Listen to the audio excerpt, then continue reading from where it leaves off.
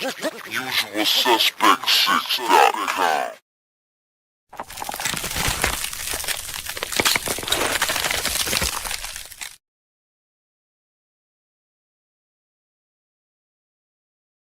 The Usual Suspect take.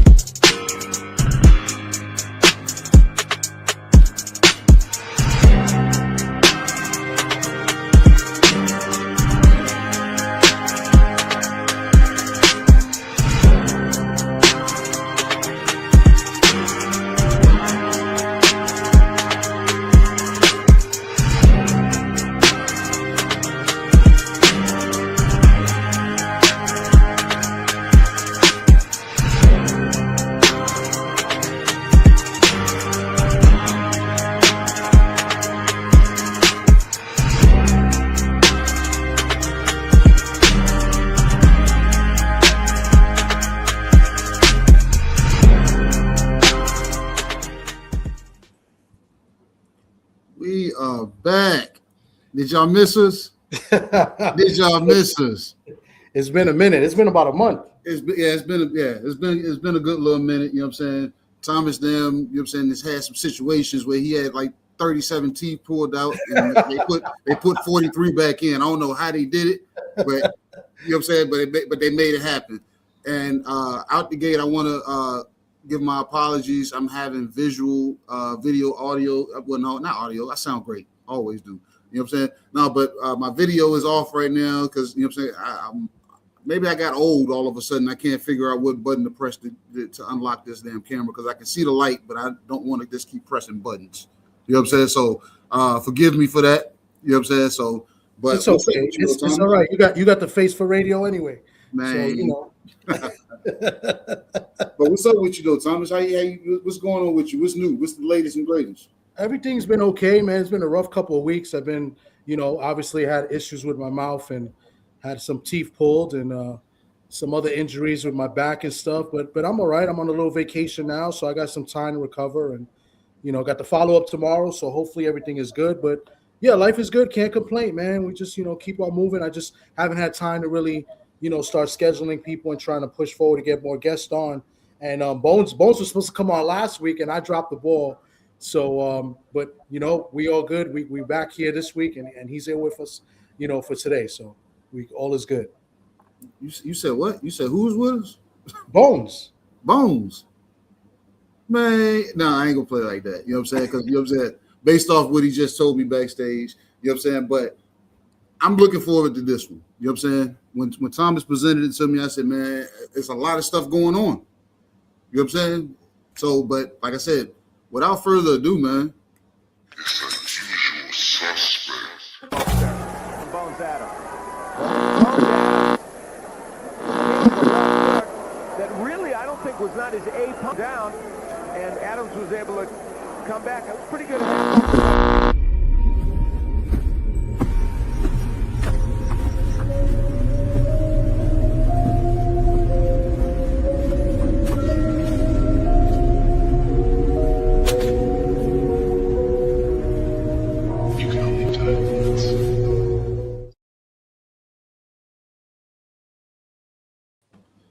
See, and now I feel bad because of the intro that I made. See, look at that, man. Mm-hmm.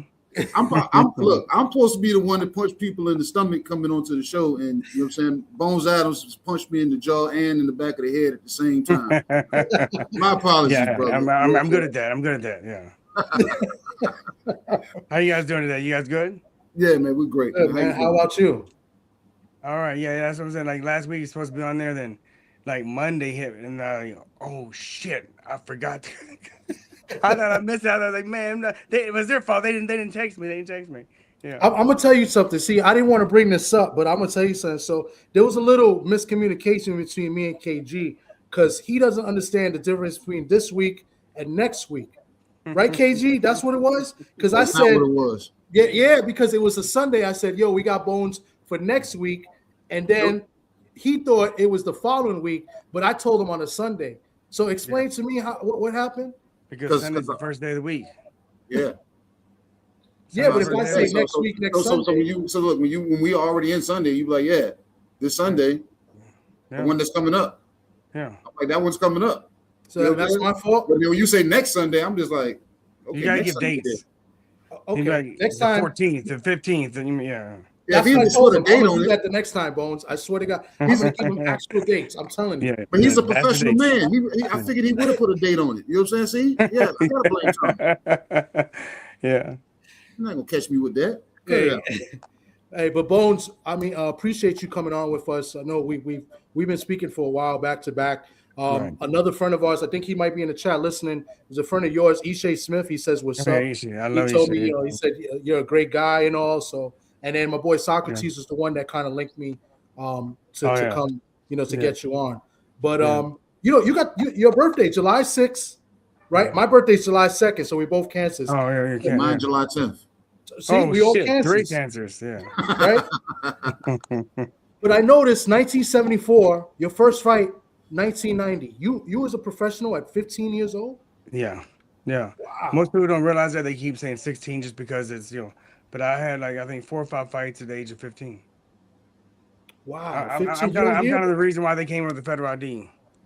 With the what? With the federal ID, we gotta go show proof of who you are and what. Okay. I think I'm part of that reason because of that. Yeah. Wow. Yeah, you don't really hear about that, especially in the States where somebody's fighting that young as a professional. Well, see, back in Starting out. Tennessee, they just hang you a piece of paper to fill it out. So I just filled it out as if I was 16. Okay. And then I had that fight. And once I had that fight, then I think I went to Missouri. I had a license in Tennessee. They just give me a license in Missouri. So then that one, it was like that until I actually turned 16. Okay. Wow. All right. That's what's up. Wow. Yeah. So I mean, I know you got plenty of stories. I don't know where you want to begin. I got some questions. I know sure KG got questions, but the premise of the show, Tales from the B-Side, every fighter at least once been on the B-Side and had to go through something. Right. So let us know. So tell us some stories, to start off. You know Well, what? you see that. I'm better with question and answer. That jogs my memory because the situation being like what I think is a normal day. Some people may think it's crazy. I just think it's normal. I just think it's a day. Look, check this out. Let's go ahead and then, you know what I'm saying, hit it out, straight out the park. You coming up in the era that you came up in boxing and understanding and learning the craft and then transitioning into being a trainer. You get what I'm saying? Yeah. Like how does it feel like right now? Because like boxing is always look for knockouts, right? But right now, would you say they don't look for knockouts, but a lot of them just the crowd expects it, that they love it, and you get paid. Yeah. So you being a trainer, teaching defense in an era obsessed with knockouts, right? Can you speak to that? So what I try to teach when I listen without them knowing whatever, because you can't. I didn't realize how natural of a fighter I was until I became a trainer. Once I became a trainer, I was like, "What? You don't know this? You don't?" So then it hit me, and I had to reboot and I never thought about boxing. When I boxed, I never thought about boxing.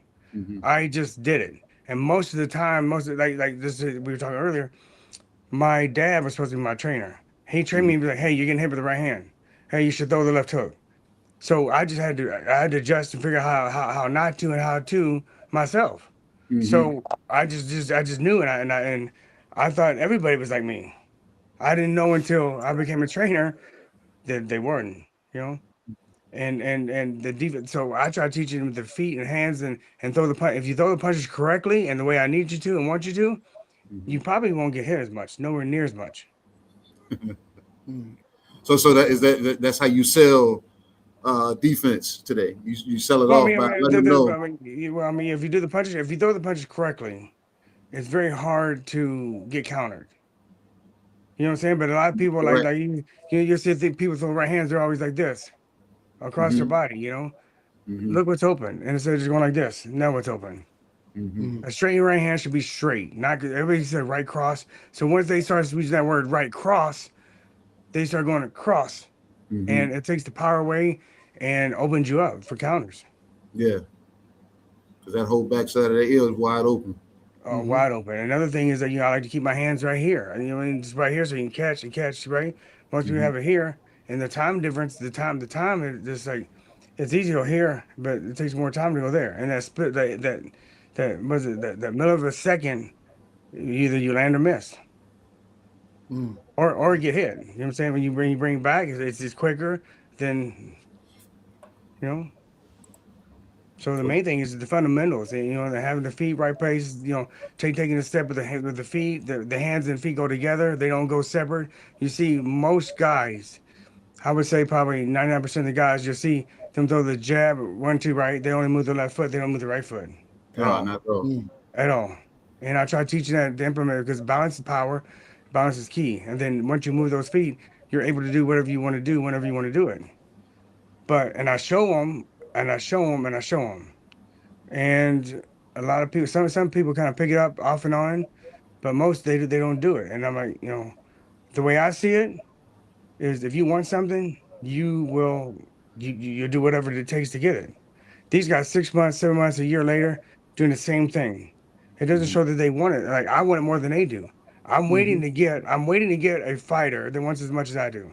I'm begging for someone that wants as much as I do.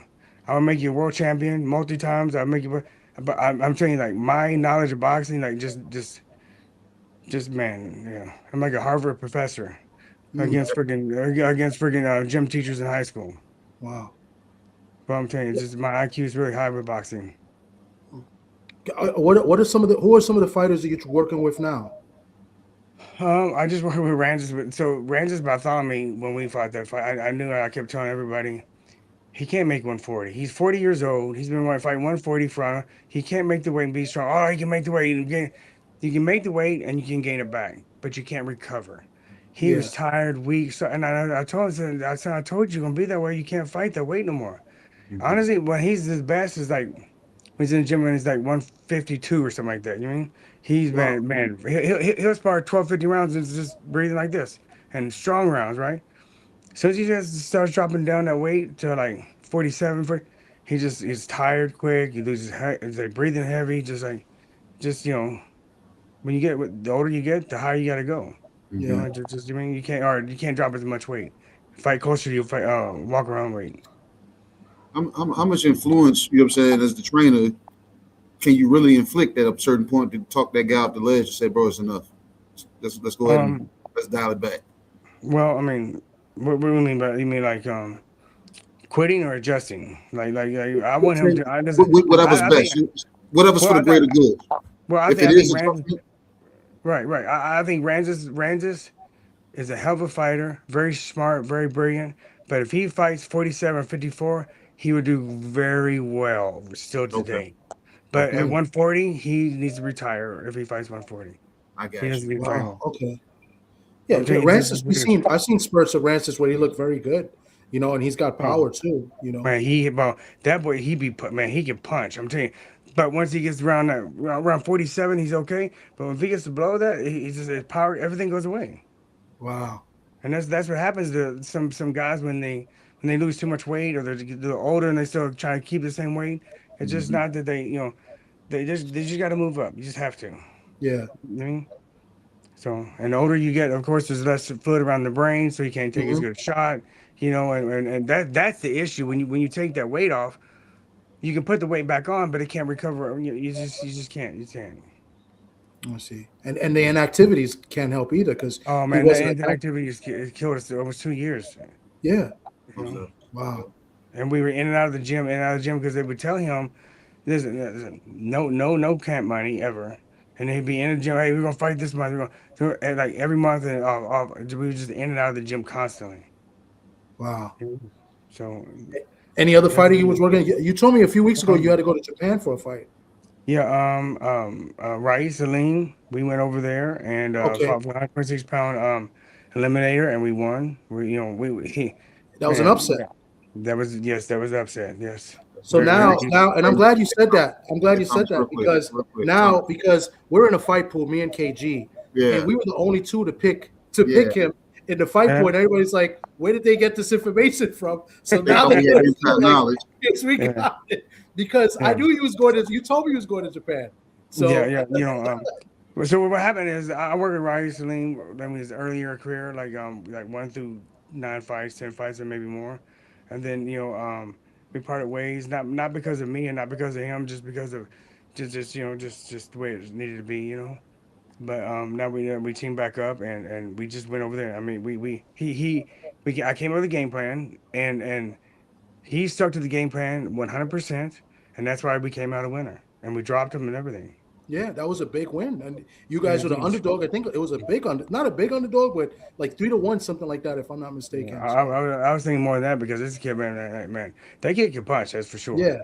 And Rice did the right thing. Rice can take a punch though. He can, and he got caught a few shots, but hey, he stood up and just took it. And he got caught in I think it was the 12th round, over the 12th round, man. And because I was already celebrating. Me and Sean Gibbons were over celebrating. We got this, bro. We got this. Celebrating all of a sudden, boom. Oh shit! I never celebrate again until that final bell rings. But yeah, he took it like a champ, but he just fought him back. Instead of holding, he fought him back. So. Oh, man, congratulations on that. You made us look very intelligent in the fight pool because everybody picked the other guy, and we was the only ones to pick. The only 2 people to pick, yeah. Okay, but the key is that you put money on him. You put money on him. Don't count us put money on him. Yeah, I ended up winning because I ended up winning the fight pool. Yeah, so you ended up winning the whole fight pool. I ended up winning the fight pool. Okay, good. I just get 10%. See, I'm my 10%. We'll talk. We'll talk. Yes. We talk about it behind. But you're also friends with Ishay, and Ishay, he be bothering me a lot. So Yeah, I love Ishay.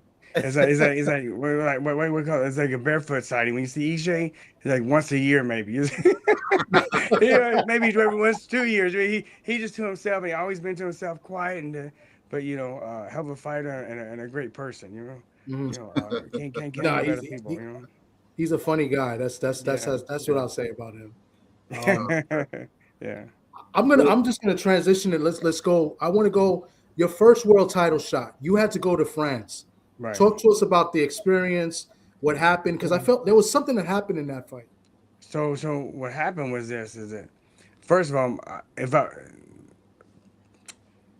should have stuck with Madison Square Garden Network. As soon as I turned 16, I signed with them. They brought me up, Bobby Goodman, and he was the best. He's the best promoter I've ever had, and probably ever there's ever was. He knew how to treat fighters. He had world champions. He just knew how. He knew the game. He learned from Don King, but wasn't doing those Don King things. My dad, made me. Of course, he controlled everything. He turned me pro. He's my trainer. He's my manager. And he called himself saving me money. He was, I'll save you money 10% because I'll be your manager and train you too.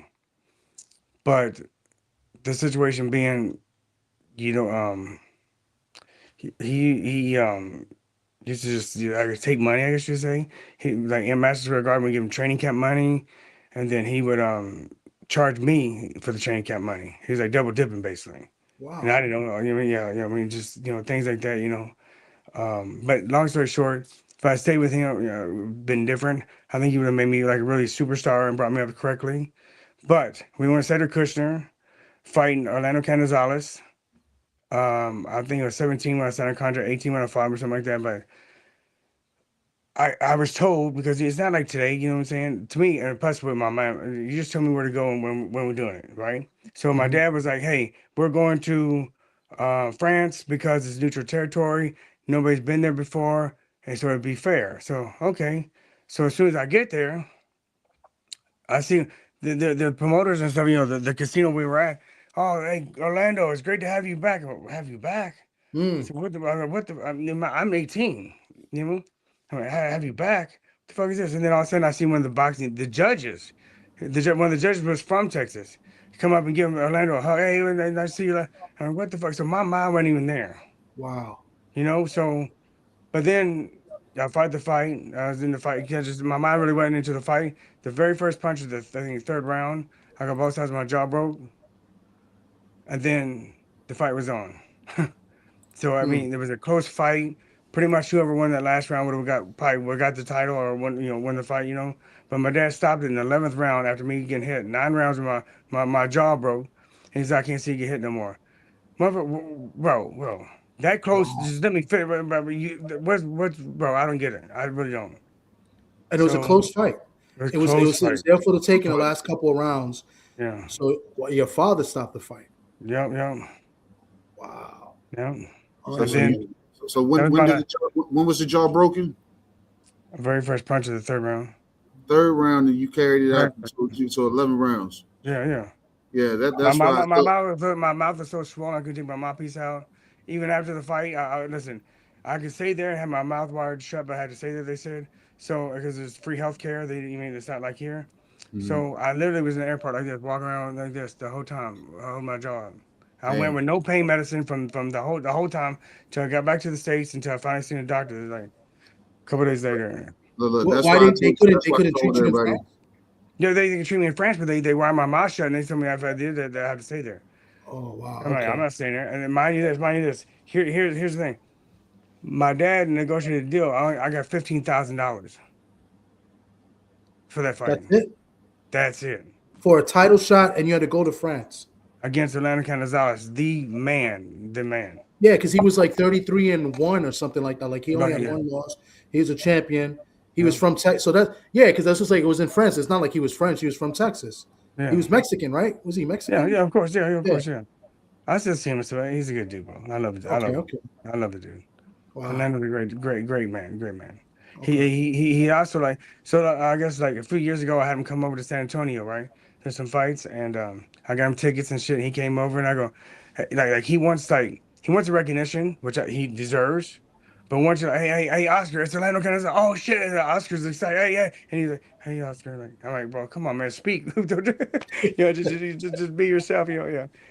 But he's just shy, he's just shy, and Wow. a great. He is a great man, and his brother Gabby as well. The great people. So, Okay. Go ahead, but KT. You was gonna say something? Yeah, I was. The punchline has been missed. You know what Oh, I'm saying? Yeah, okay. yeah, it's yeah. okay. So, You hit me but with a low blow. what happened? Hit me with a low blow. No, I wasn't low. You know what I'm saying?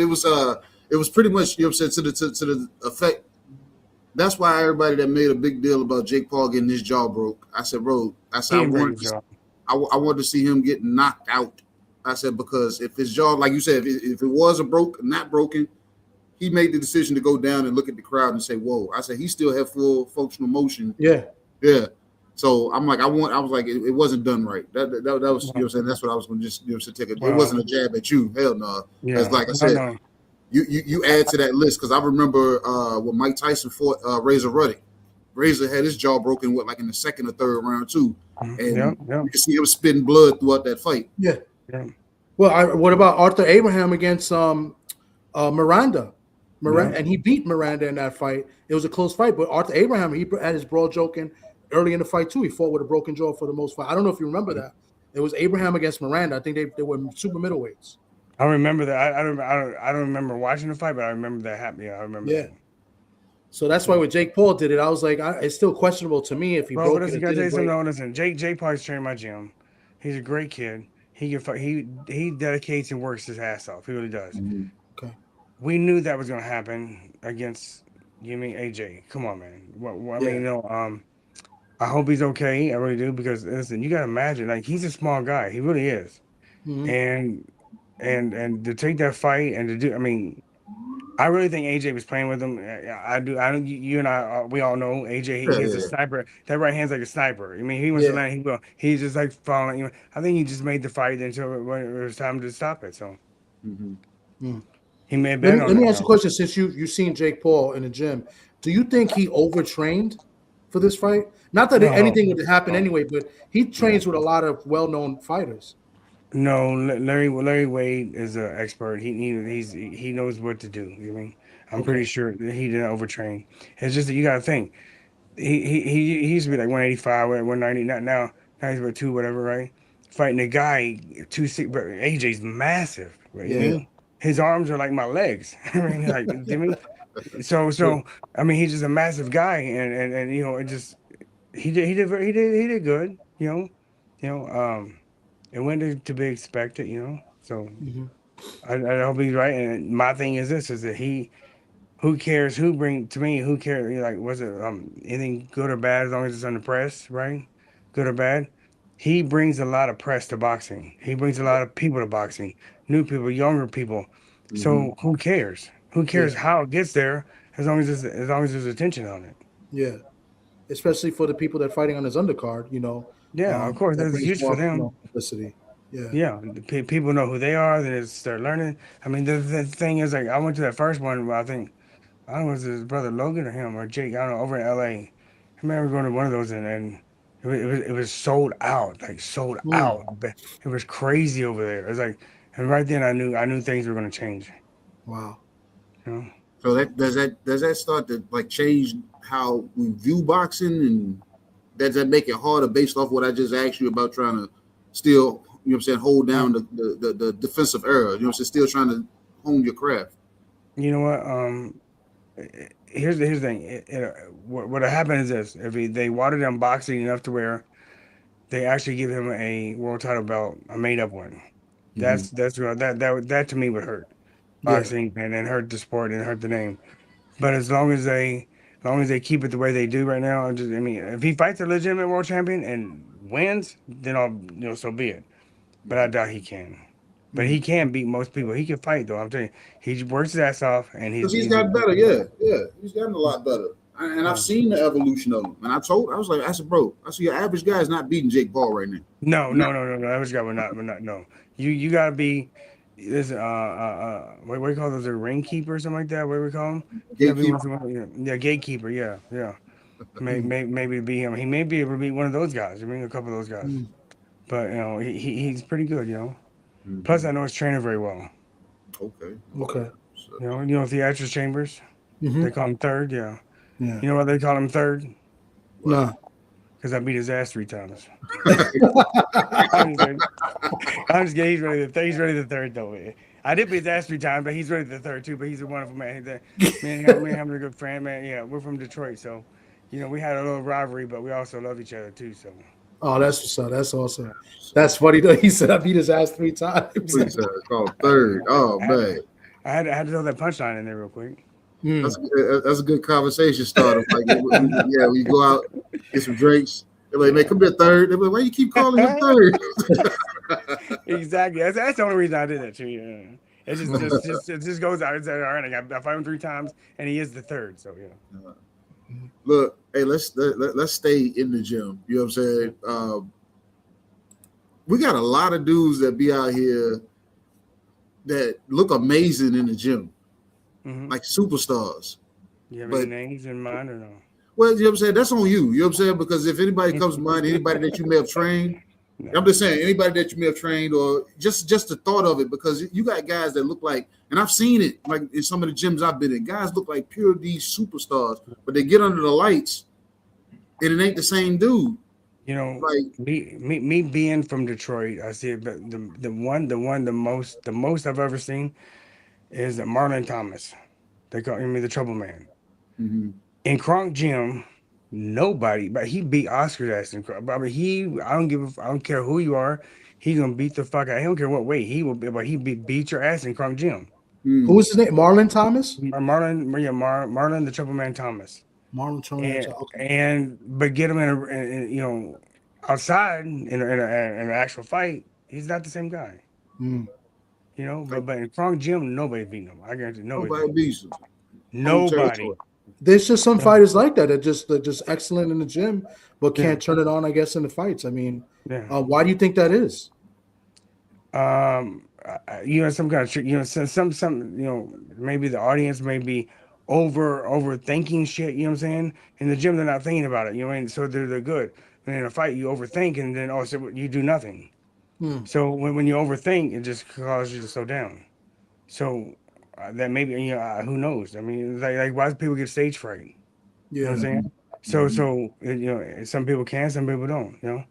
To me, I didn't really give a shit about the gym, and when I became a huge fan of Shakur Stevenson, when I see him in the gym doing the same thing, I'm like, he didn't get his ass beat, but he didn't do well, but he was working on something, right?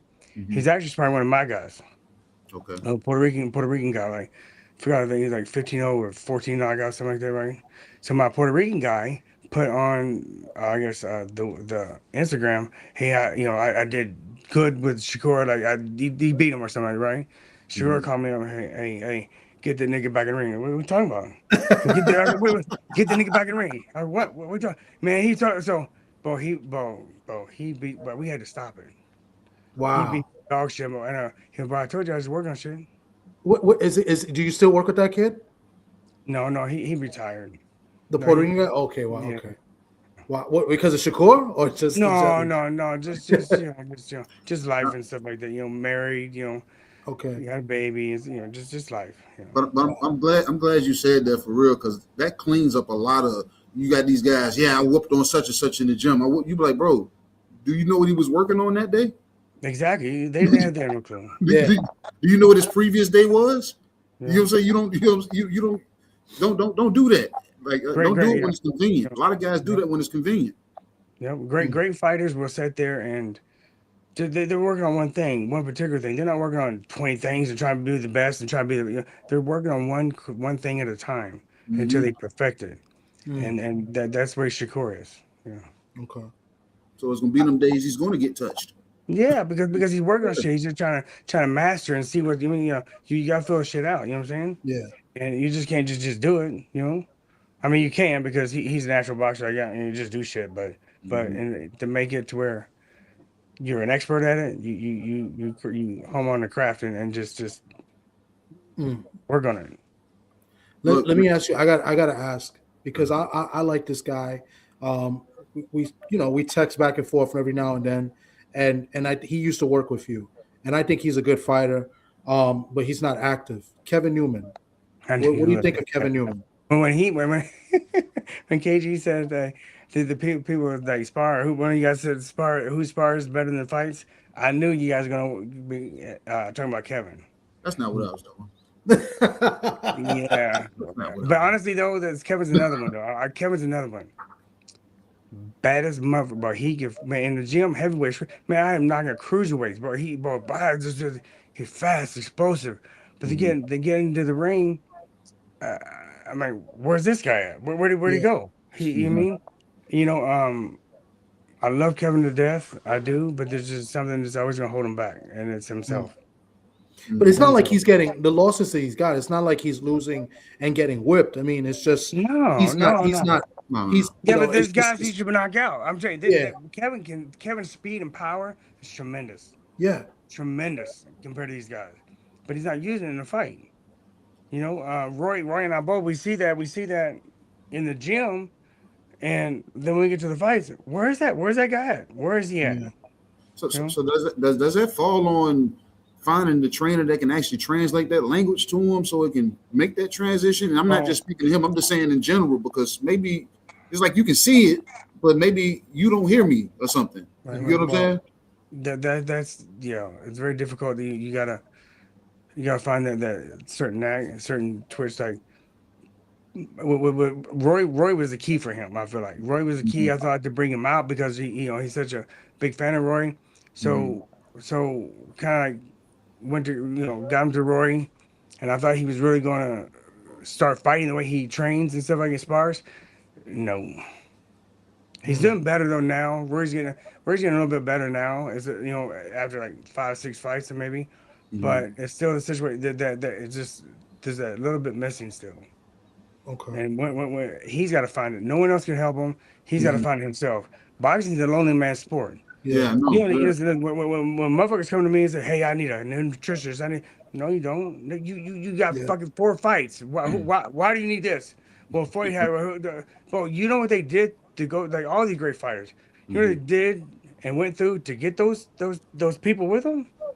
Then they went through hell. They did it themselves. And we're in the microwave era. You guys want it now. Yeah. They want it now. They want the bag now. They want the stardom now. They want it all now. It's kind of hard. They're making a lot more money than what we did, but man, they're not quite the fighters are, No. Especially when they have to face adversity. They have to really face that adversity. We watched a lot of these guys show up, man. Yeah. And they're never the same after that. And they probably won't be, because once it happens to them, it just so that's why Lennox Lewis is one of my all-time favorite heavyweights. It's not the things he won; it's how he came back from losing. That his mind. You know what it takes to get knocked out the way he did and come back the way he did. Yeah, Man, that mental strength that he has, and bro, he's just freaking bro. He's just unreal. You mean he's rare. he beat everybody he ever fought. At the I end of said the Yeah, day. yeah, I said a yeah. prime But Lennox he, Lewis, we can put him yeah. in any era. Yeah, but well, I'm just saying, like, but it's like, but he did lose. He look, I got knocked. I mean, he wasn't like he lost. He got knocked out. But to come back the way he came back, Yep. bro, he just man. That takes man. All my heart's to him. Yeah. Everybody ain't got that in them. No, Especially after it's being hard. knocked It's out. hard. Yeah. Yeah, being knocked out the way he was knocked out. Yes. Hard to come back from that. And I think it was the next fight. Even it wasn't even like an in between fight. Yeah, It was the next fight. He came both back times. with vengeance. Yeah. The Rockmont was the next fight, and I forgot the other guy, the guy that cried, McCall. McCall. So funny story. So I was in Detroit at the time, and we was at Emmanuel Stewart's restaurant. Oliver McCall was there. Emmanuel was training for that fight. So he was singing karaoke, fucking it up, wasn't like saying the words. They're all drunk, messed up, high, whatever. I don't know what he was at the time, but I just know he wasn't sober. Tell me, hey, he said, "I'm gonna rock back and with the right hand." I go, okay, and that's what he did. I'm like, what the fuck about this kid? But he envisioned so much, and that's in the box. Just forget. If you envision and see, and just watching and just go through your mind and vision, that shit happens. It happened. You really got to concentrate, close your eyes, just and meditate and just envision, get that the tunnel vision. You know what I mean? And things will work that way. Oh, okay. I want to go. There's one particular fight I want to talk about because a fight that I thought you won, and they scored it a draw. And I didn't even think the fight was even that close. When you look at the fight, I don't think the fight was close, and it was against a guy in my city, Kevin Kelly. No. Tell us about that fight. I was the B-side. Boom. There you go. I was the B-side. I was 19 years old. I was 19 or 19. Was it 19? No, I was 20. I just turned 20. But yeah, I was the B-side, and I thought I'd be. Honestly, everybody watches that fight. Go, why didn't you like why? Yeah. So the situation happens like this. Kevin Kelly's style. He's aggressive, a good comfort. Was he fighting that way with me? No. But the reason why I hit him with the right hand the first round, and then he was like, okay, then just box a little bit. So I got, to me, I wanted to fight because I made him fight my fight. And then the commentator was saying, if I really wanted to win this fight, I should go and be more. Why would I fight his fight? Yeah, I'm winning. I'm controlling the fight like that. Why would I go fight his fight? You know what I'm saying? It's like you don't go and stuck it out with Mike Tyson. Why would you do that? That's not your fight. You're a boxer, so we box. So I had him boxing and starting my pace, so I felt like I was winning the fight. Wow. Easy fight. I thought, I mean, it wasn't an easy fight, but I'm saying it was a competitive fight. But I thought, very. One judge had it 8 rounds to 4, then the other two had it a draw. So yeah, no. I mean, but one judge, I mean, you got 7-5, which is close, but 8-4, that's a bigger margin. So how did the other two score? 6-6 or whatever it was. But, I have no clue. Yeah. It was crazy. And do you know why? Was there a reason why y'all never did a rematch? Yeah, he was A side and I was B side, so he had the bigger name and everything, and he was with Top Rank and stuff, so he got another title shot. Oh wow! So then he fought, and then but 126 wasn't my weight anyways. Yeah, that was man, 26 was so easy to make, So I went down to 22. Which is super bantam, right? Super bantam. Yeah. And I came as a B side for that one. I was 9-1 underdog. And on the morning, this is very rare. I think maybe a couple of times when your fighter wakes up, I just use your source. That morning I woke up and I just felt good and strong and just I was man. So I had $980 to my name. I gave it to my man. It's always every fight he's been in is Carl Ingles. He's been in every single fight with me, and right by my side, stay in my room. I mean, just with me, takes care of me. I gave him $980. Say, hey, bet on me, bro, and start bet whatever you got. I start calling people, bet the fucking ranch, bet the farm. I'm gonna win this fucking fight. And so people thank me afterwards.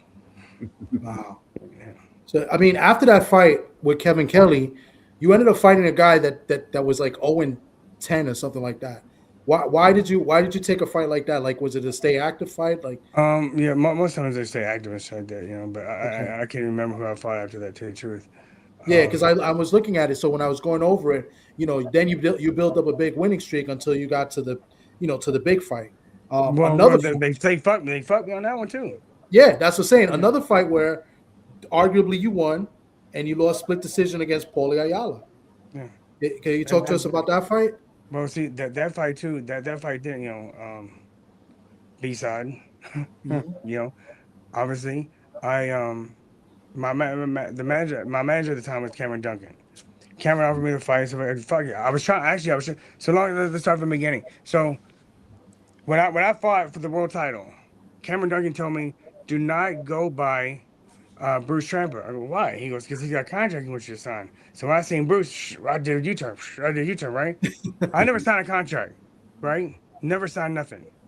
So I fought the fight, had a couple defenses, then I was trying to fight Johnny Tapia, and then Top Rank was like, you can't fight Johnny Tapia, why can't I? I don't have a contract. Yes, you do, it's right in my office, right? Mm. So Todd Buffer went to his office and it wasn't there. I guess Tabata had because there's no contract. I know there wasn't. So this behind the scenes, like I found out future. What happened was, I'm assuming Cameron signed it. That's why he thought he had a contract. Since Cameron signed it, I didn't sign it. He went in there and stole the contract out because Cameron's in the office every day. So when I went down, they blamed me for going to because I used to hang out at the office all the time. They blamed me for going to Todd's office and stealing the contract. I didn't know where the contract said. I never went to Todd's office, never, maybe once or twice, but they blamed me for it. So long story short, we found out Cameron Duncan said, "All right, man, they're gonna pay you. They're gonna give you a signing bonus and stay with them. And you will fight Paulie." I go, "Okay, fuck it, let's do that, right?" So then that fight happened. They fucked me. So then, like months goes by, let's do a rematch. Okay, we're doing a rematch. So then Cameron Duncan calls me up and says, "Hey, hey, I'm a bad IRS problems. I owe 100 some thousand, whatever, right? Please sell your contract. Can I sell my contract?" No, Cameron, you made me. No, man, I really need this money. So Cameron and I were supposed to be like this, like, bro. Every day we spoke for since I was 18. Yeah. Every day we're together, pretty much, right? So I was like, okay, you need that bad, okay. So he sold James Prince his end of the contract. He's supposed to have 10%. So then he was like, hey, do you mind giving an extra 5% to James? What? The extra 5? He goes, man, I really need this, man. I need it bad because the tax rate. So fine, I'll give him 15% just so you know what I mean? So you can get your money. And then after all of it's done, and then I go to train for the training camp for the second fight. Cameron comes to me and says, hey, yeah, you're never gonna win another fight with Top Rank. I go, what? He was because they think you stole the contract and they take you the 50,000, but when they gave me the 50,000, they said you'll never win another fight. I go, what? So my mom was like, that's the reason I fight about it. I didn't like fuck it. Like, what the fuck, man? Like, what the fuck? Cameron showed me about Cameron. If he had been the honest man and he's the greatest man. His mind in boxing is greater than anybody I've ever known. Like who to fight, when to fight, what weight to fight. But he's just a used car salesman. Wow. And I've heard stories about Cameron Duncan as well.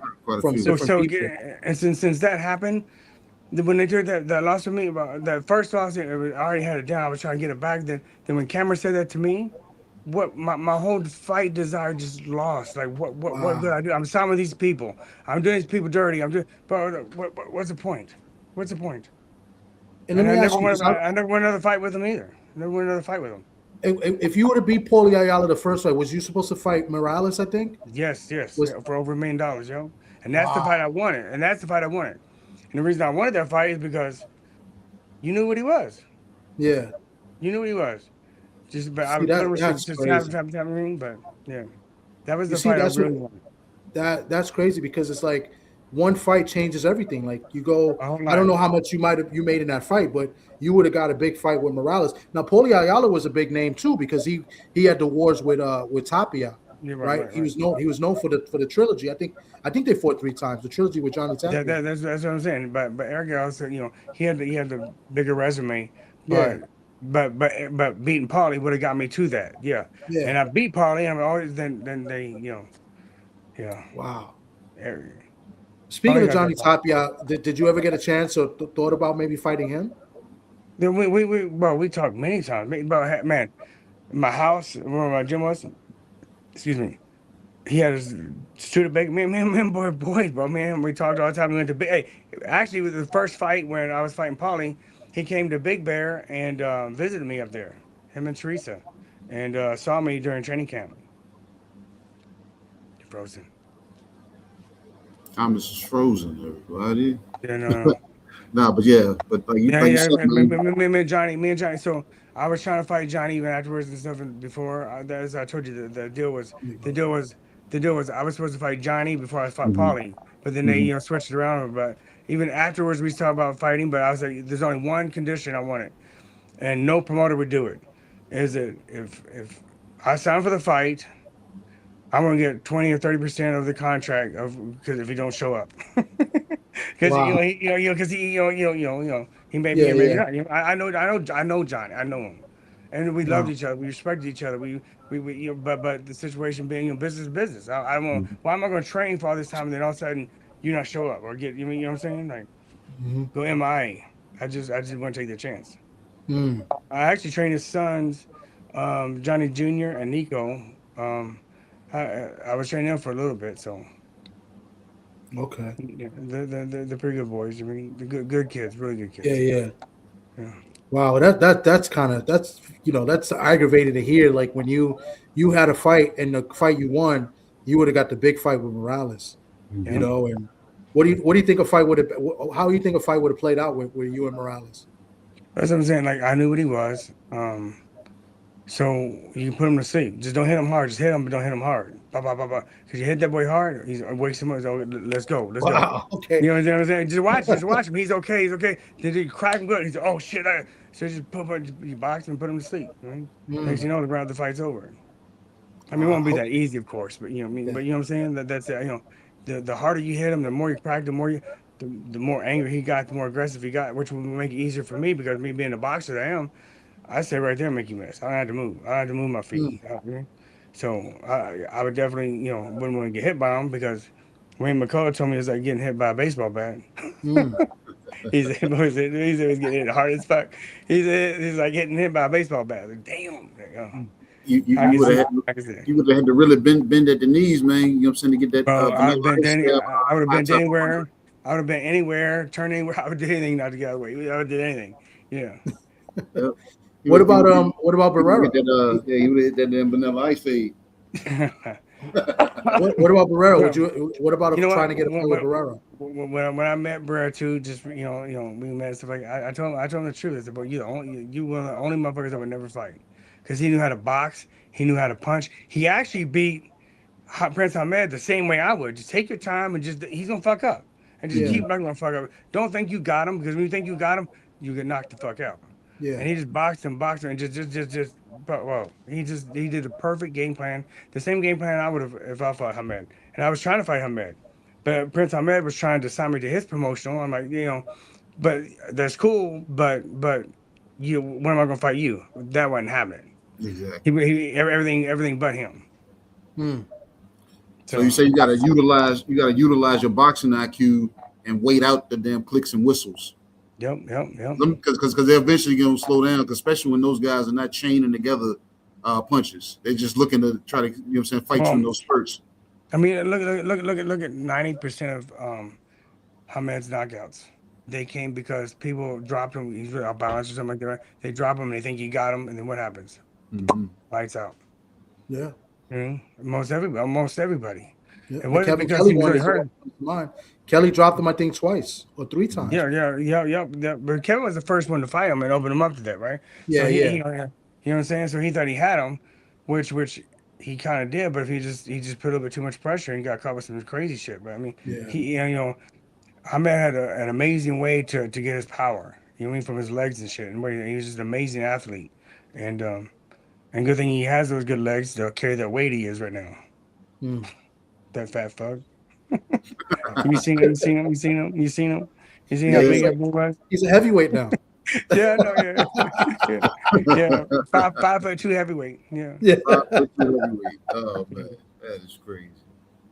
But So go You got a question, KG? I was No, gonna. I was just going to speak to more so the boxing avenue of it. So closing the show is a loss. Well, it's not an understand art. Guys think because they hurt a guy, it's rush and throw punches instead of maintaining balance and spacing. And I'm saying it's still allowed the knockout to come to you. You still got to allow it, but you got to still be in that zone to close the show. And most guys, Right. yeah. Prince, I mean, depending on the situation, of course, you got to weigh it out, and depending on who you're fighting, because fighting a strong guy, whatever else, especially how mad, whatever. Once you see it once and twice, after that two times, you kind of catch on. There's a reason why you dropped him. What got you there, right? So keep doing the same thing. Why are you gonna try changing shit up now? You know what I'm saying? It's like a lot of the young guys, a lot of people, a lot of the fighters I notice, they're hitting the right hand, right? The right hand, man, clean right hand. Then they don't throw it no more. Why would you not throw it no more? It's work until it don't work no more. Well, set it up. It's going to work. It worked once. It's going to work again. Just keep using it until you can't. Don't work no more, something like that, right? But they stopped doing it. They stopped using the jab. They hit him with a good jab, boom, kill. Then they stopped throwing it. Right hand, right. Certain things that they just stopped doing for what reason? Why? Who knows? I have no clue why they do those things that they do. You know what I'm saying? And like I said, I'm still looking for a fighter if anybody's out there listening that wants as much as I do. Because I guarantee you, if you want as much as I do, I will show you and then explain to you why later. You know what I'm saying? And how to use it and how to set it up. Okay. Defensive mind. Obviously I didn't get hit that much.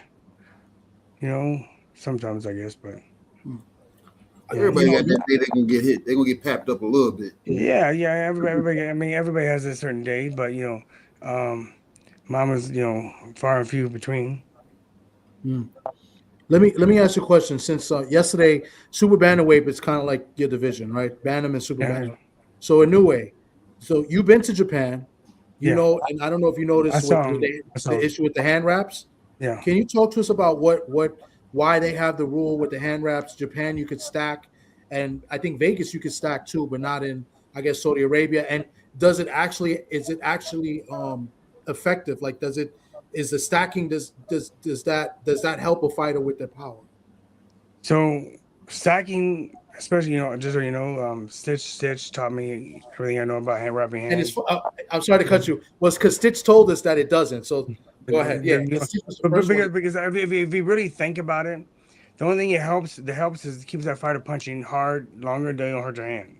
Okay. That's the downside. You know what I'm saying? To where like when I wasn't stacked, I broke my hand, so I kind of like stopped using it. To where if it was stacked, I may not have broke my hand. Most likely I wouldn't have. I would so I would have been able to keep throwing that right hand. You know what I'm saying?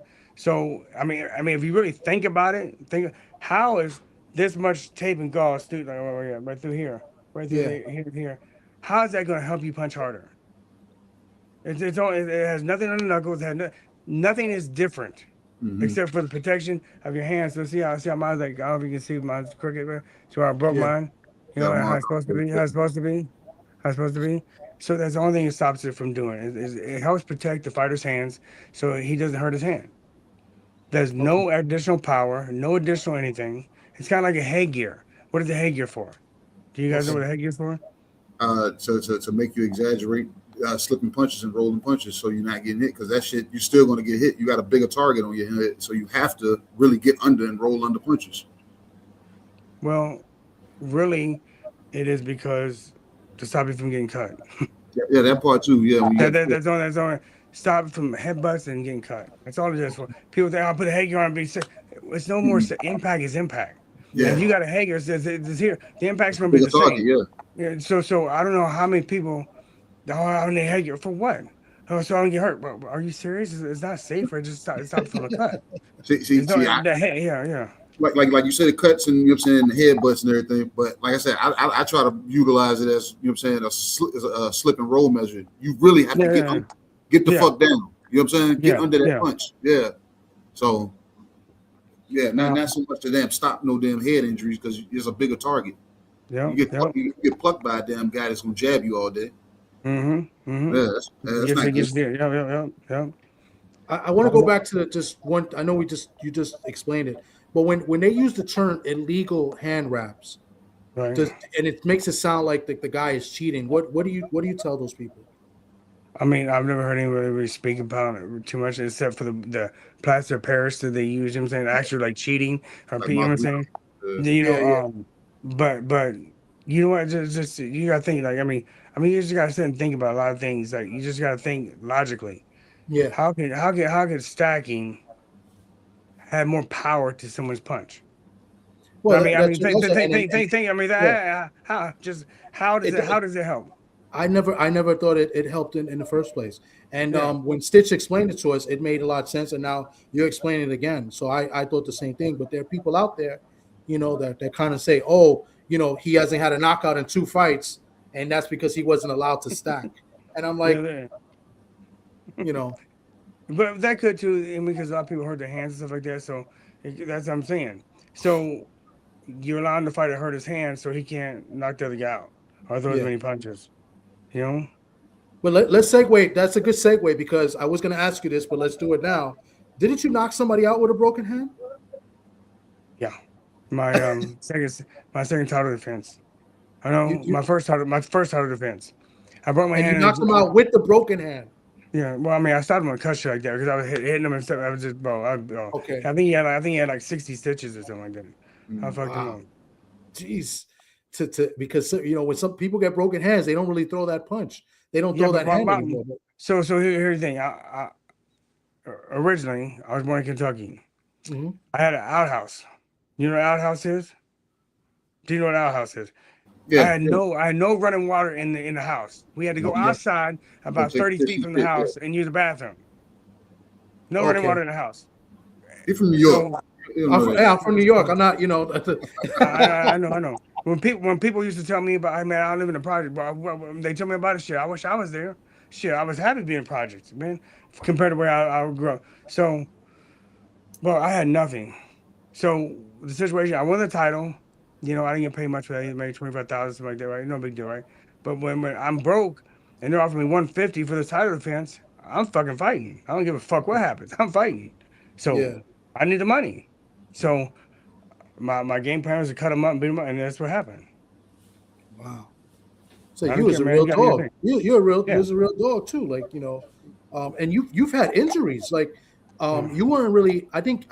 You got stopped 4 times, but 3 of those was because of an injury. I think you All dislocated your injured. shoulder All twice. injured. Yep. I was And trying to fight with one hand. the first time was the broken jaw where your father stopped. Yep. There's like Wow. 3 in a row and then 3 in a row. Wow. Now, Three in a row. how do you stomach that? You know what I'm saying? Like, how do you still have the dog in you to still want to keep fighting? You know, it takes some time off. It's like that. You know, like the first time it happened, I lost those 3 times and stuff like that because it's just stupidity. Like I just took some time off. I opened up pizza places. I did. I think within a couple of years, I started with one. Then I had 3 of my own and 10 franchised out. And Mhm. then I honestly, one day just crazy. I was in my own pizza restaurant, right? And I just like, what the fuck am I doing here? I pick up the phone. I call Cameron Duncan and say, hey, suit me up. I was born to be a world champion. Mhm. Put me in the front. Let's go. So he brought me to Vegas and him and Sean Gibbons and I won the title shortly after that. Yeah. Wow. There's something. I was actually. I'm gonna tell you, it was crazy because I was in my own. I was in a pizza place. Just it wasn't really busy, and I just looked at it. What the fuck am I doing here? I was making great money. But I was like, what the fuck am I doing here? I was born to be a world champion. I was supposed to be a world champion. I need to fight, so I gave everything up. I gave it all up. Wow. Lost everything just to come out to Vegas to, and then I gained it back, being a world champion. Hmm. And Yeah. now you're looking to train the world champions. Yeah, yeah, yeah. I had John Casimiro. He won the 122. I mean, he started the game plan, knocked him out just like the same rounds I thought he would. When people listen, who was amazing is Amir Khan. When I trained Amir Khan, he never ever complained about one thing. Never said he just okay with me or Alex Reza. He just did it. Hmm. It's amazing for the things that he's accomplished and the money he has, he would just do it. That's the difference between real fighters and these fucking who want to be. You know what I'm Wow. saying? And then he fought I knew who he's fighting, of course. I love Billy. I mean, it wasn't Billy at first, but then once it became Billy, we had a game plan, and he did the game plan exactly the way it went, and it went exactly round. Everything went perfectly because they followed the game plan. When people follow the game plan, most likely you are successful. Okay. And I one more question, and I don't really got anything else. But this is since you worked you trained in Kronk Gym, right? I did not train in Concord. We were the rival. Okay. We called, Oh, we okay. were the Because I was gonna ask you. Waddell Center. But Okay. I mean I went down there, occasionally, but So you never what's did up? you ever have experiences or spoke to Emmanuel Stewart? So little my godfather was Johnny A. Smith, right? My godfather, I loved him more. When he passed away, when he got murdered, 2 weeks I cried, man. Even still to this day, I think about that man. Me and him were like this. He was everything to me. And the craziness about it was like I was in the boxing gym training and it's a Bedell Center, right? And we're in the basement. So then they come down and get me, hey, you need a phone call, right? So I went upstairs and it was Johnny. He was like, hey man, you promise me this. Just talking like weird, like Johnny, yeah, I love you. Yeah, I'm gonna do it. He's like, make sure you go to the Olympics, make sure. Okay, yeah, I'm gonna do it. Yeah. The next thing you know, I found the next morning he got killed right after that. Right after that phone call. Wow. Right after that phone call, he got murdered. Like right afterwards. And it just Wow. broke my heart. But I mean, man was like this is But Johnny always told me that Emmanuel's a snake because at the time I think he was saying like 60-40 for the fighters, right? He said, "Oh, Emmanuel's a snake, man. You stay away from that guy. Stay with him." So okay, so I stay away from Emmanuel. But then I always see him and stuff like that and talk to him. And even at the Nationals when I beat third for the second time, I think. Um, Emmanuel was up there, right? And I was just talking to Emmanuel and stuff like that, and I go, "Oh, that's a nice watch." He go, "Yeah." He was here, try. Let me see it. So I tried it on, and it fit me at the time, right? Yeah, yeah. And he was just take that one, then take that one. Really? Thank you. He was, I got a Kronk uniform waiting for you too, but don't worry about it. Okay, so I just laughed it off and stuff, but he gave me his. I still have that watch that he gave me, but now I don't. It don't fit. I can imagine his wrist so small. It was like a little girl's wrist. But yeah, I still have that watch that he gave me right off his Wow. own hand. Right off his own hand. Yeah. Wow. Okay. It's a great. And I'll ask you one more thing because it just came to my mind. Do you know I got a good friend of mine that I do radio with every Sunday, Pedro Fernandez. He does radio. He was a ring announcer. He wrote for the San Francisco Chronicle. He said he knows you. He said he used to come on Yeah. Ring Talk. Yes. Okay. Yes. Yeah. I haven't been on there in a while, but yeah. Okay. More welcome. Let's go. Listen, let's go. Get me on there. I'm gonna tell him. I'm gonna tell him. I'm gonna call him Hey. right after this to get you on there. Hey, I know you guys talk about. Hey, I know you guys talking about B side. Let me tell you like A side story real quick. Okay. So we're A side, right? We're going to Mexico. I want to tell the story just because people when they picture fighters and fighting, they picture first class airline, they limousines pick up and do other, and so we went to this place in Mexico. I forgot the name of the city because it was just so. They dropped us off. We had to walk like 4 miles, tugging our bags, holding our bags to the little Airbnb place that we went to. There's donkeys in the street. There's I mean, the things that they did, you know what I'm saying, and things that we had to do just to fight. Like they had to do, man, it's amazing. And he was the A side. I'm sitting there going, man, are you kidding me? Like, wow. I mean, Wow. but B side is even worse. Like you know how B side, if you don't knock him out, you're probably gonna lose. And Yeah. that's what Yeah. you mean. I mean, not pretty much almost every B side I've been on, I lost because my thing was not that I can't punch because I know I can. I just like to box. I like to box. Yeah. I punch when necessary. I punch when necessary, but I like to box and just do shit, right? That was my problem. And my main problem is that I didn't try. I didn't think about boxing unless I went to the boxing gym. If I was in the gym, like, okay, I just did shit. I just did it. And nobody really helped me understand it or tell me. Most of it just because I was doing it. If this ain't broke, don't fix it. Even in the corner, like when I fought for the world title, my trainer at the time, coming to the gym, he goes, "Hey, what are we working on today?" Shouldn't you be telling me that? Yeah. Shouldn't you? I mean, like I should be asking you where we were. Yeah. Exactly. But it wasn't. And a lot of trainers and a lot of people that work with me, it just end up being that way. They are, you know what you're doing. But bro, I ask questions because, and I like fighters who ask questions. If people ask questions, they're trying to learn. If they just sit there, okay, yeah, I got you.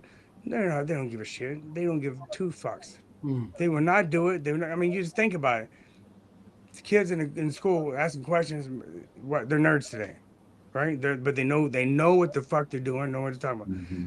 If you're in a gym training, if more questions you ask, the better. I like because I got the answer, and I'm gonna give you the right answer.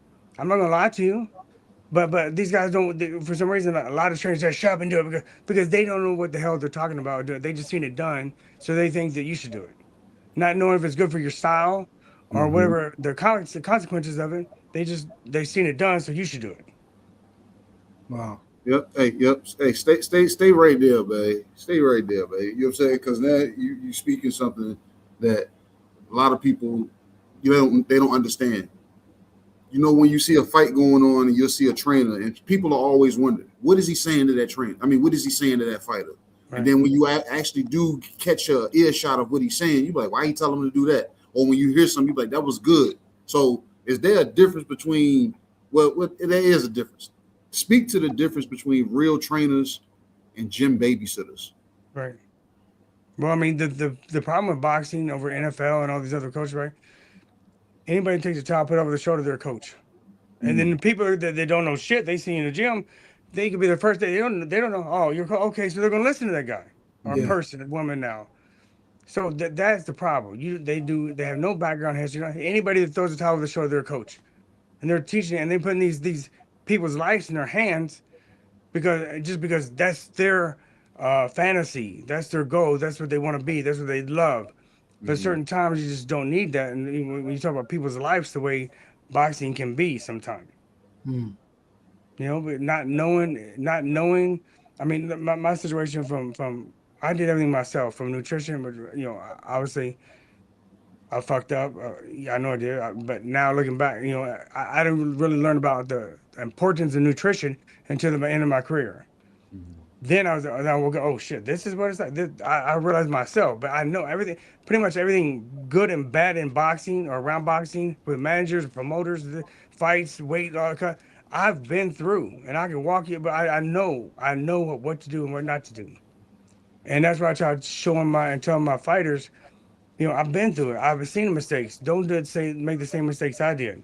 Yeah, I got my training. When I train these fighters, I have them holding pads for each other. Reason why? They see what I'm talking about. They see the way they play, because they don't have when you're boxing, you got that, your mind's not really thinking slowly, but when you got holding the pads, you can see exactly what's going on. And they can actually see, and then it really helps out the fighter a lot on how what not to do and what to do, and how to throw the punch and what not to do. I mean, that, it really helps them out. That's something I never did, because they people just wouldn't let me do it. And I was like, fuck it, it's just like, it's a lonely man's sport. I don't care who it is. It's you at the end of the day. Yeah. And I always say the fighters make the coach don't make the fighters. But having a coach like knows what the hell they're doing and been through it, they know how to walk you through it and get you through wherever it's going on.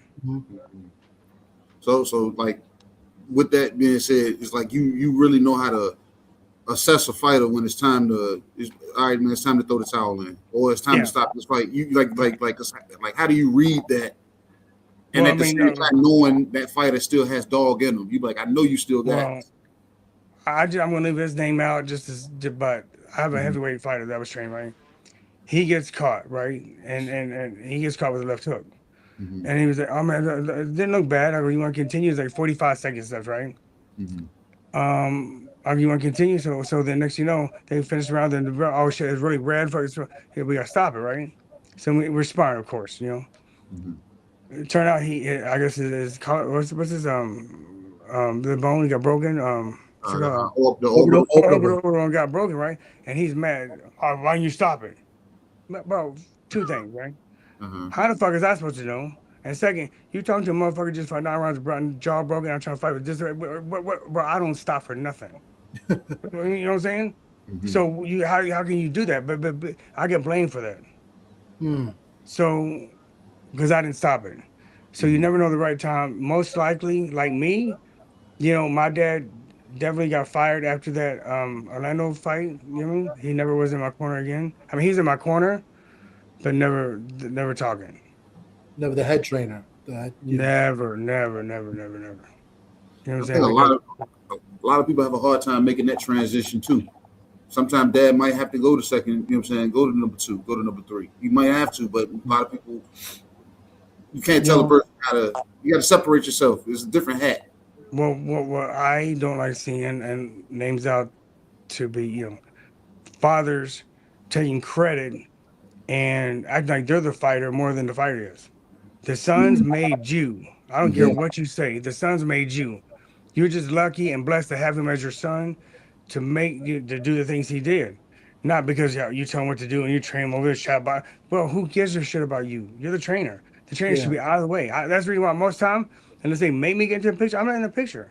If you ever pay attention, my fighters notice because it's them, bro. It's about them. It ain't about us. Yeah. It's about them, and on they win the fight, they lose the fight. There ain't nobody out there but themselves. You know what I'm Hmm. saying? You know what I'm saying? You can't. And people when they lose, they want to blame somebody. And it's always the trainer's fault.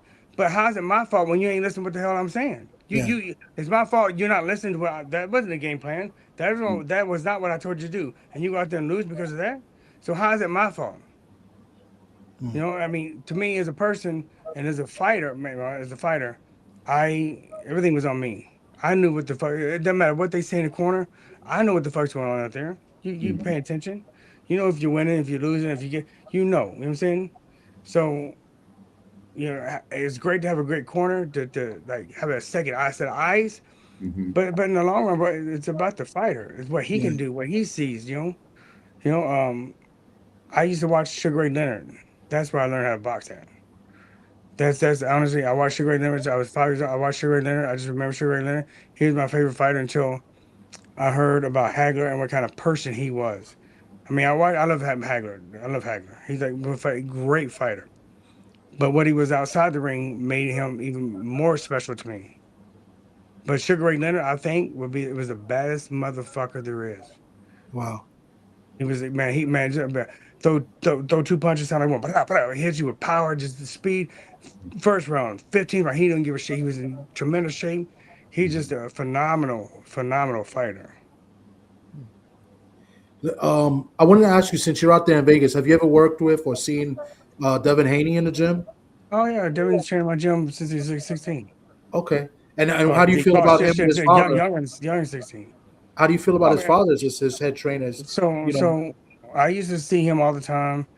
He's a head trainer. He's in the corner. He's telling other coaches he's our team, teaching this kid, right? Yeah. He really ain't doing nothing. He's just sitting in the corner, like, yeah, I want you to work on the left hook. And they're teaching him how to do it, so right. And he always would push him out of the corner in the fight. The guys who actually did the work. Hmm. So I hand it to him now because he gave up those reins and let Brother Free take over a lot more. And you see what happened when someone else is the lead trainer. He looked phenomenal. Did things he wasn't supposed to do. Power. I mean, because I'm telling you right now, I see Devin in the gym. He's power. That boy can punch. Well, I even know. I see him. Sometimes he's sparring people like way heavier. He shouldn't be in the ring. Well, Devin's gonna knock him out. Boom, knocks him out. I told you, but Devin knows the fuck. He can fight. He's knocking people out in the gym. Yeah, Oh wow. yeah, Okay. I see. These are yeah, things we don't know. We don't know these things. We hear yeah. things, Even but bigger guys, Man, but the thing is, like, it's more on Devin. He doesn't really, Devin doesn't believe in himself or trust in himself as much, as he don't stay there and get hit. You know what okay. I'm saying? He was a but when he does sit down, okay, but I'm telling you, he can. So he Mhm. just got to go, and Brother Fareed did a tremendous job slowly transforming into that boxer puncher instead of just boxer. Wow. Let's see. That's good to know. See, I would have never known that because we hear so many different things from different fan bases, and you don't know what's true or what people are exaggerating or not. So it's Yeah, good to I would know never that. lie about. I would never lie about it. If the guy's a piece of shit, I tell you he's a piece of shit. Yeah. If a Yeah. guy can punch, that is my personality, how I am. I can't help it, and that's probably why I'm the way I am, the situation I am. Like, I tell a fighter, man, you lazy motherfucker, what the fuck? Why? Like, I'm not gonna kiss somebody's ass. Yeah. Yeah. Yeah. And a lot of these guys went cheerleaders in the corner and said, "Hey, why don't you tell me when I'm doing good?" But you don't know when you're doing good. You Mhm. don't know. Obviously, you don't know when you're doing bad. So should I tell you about that? That's the only way to get better. Yeah. When a lot of fighters, you see fighters, you ask them, right? Hey, watch this tape of themselves, right? Watch this tape and tell me what you think.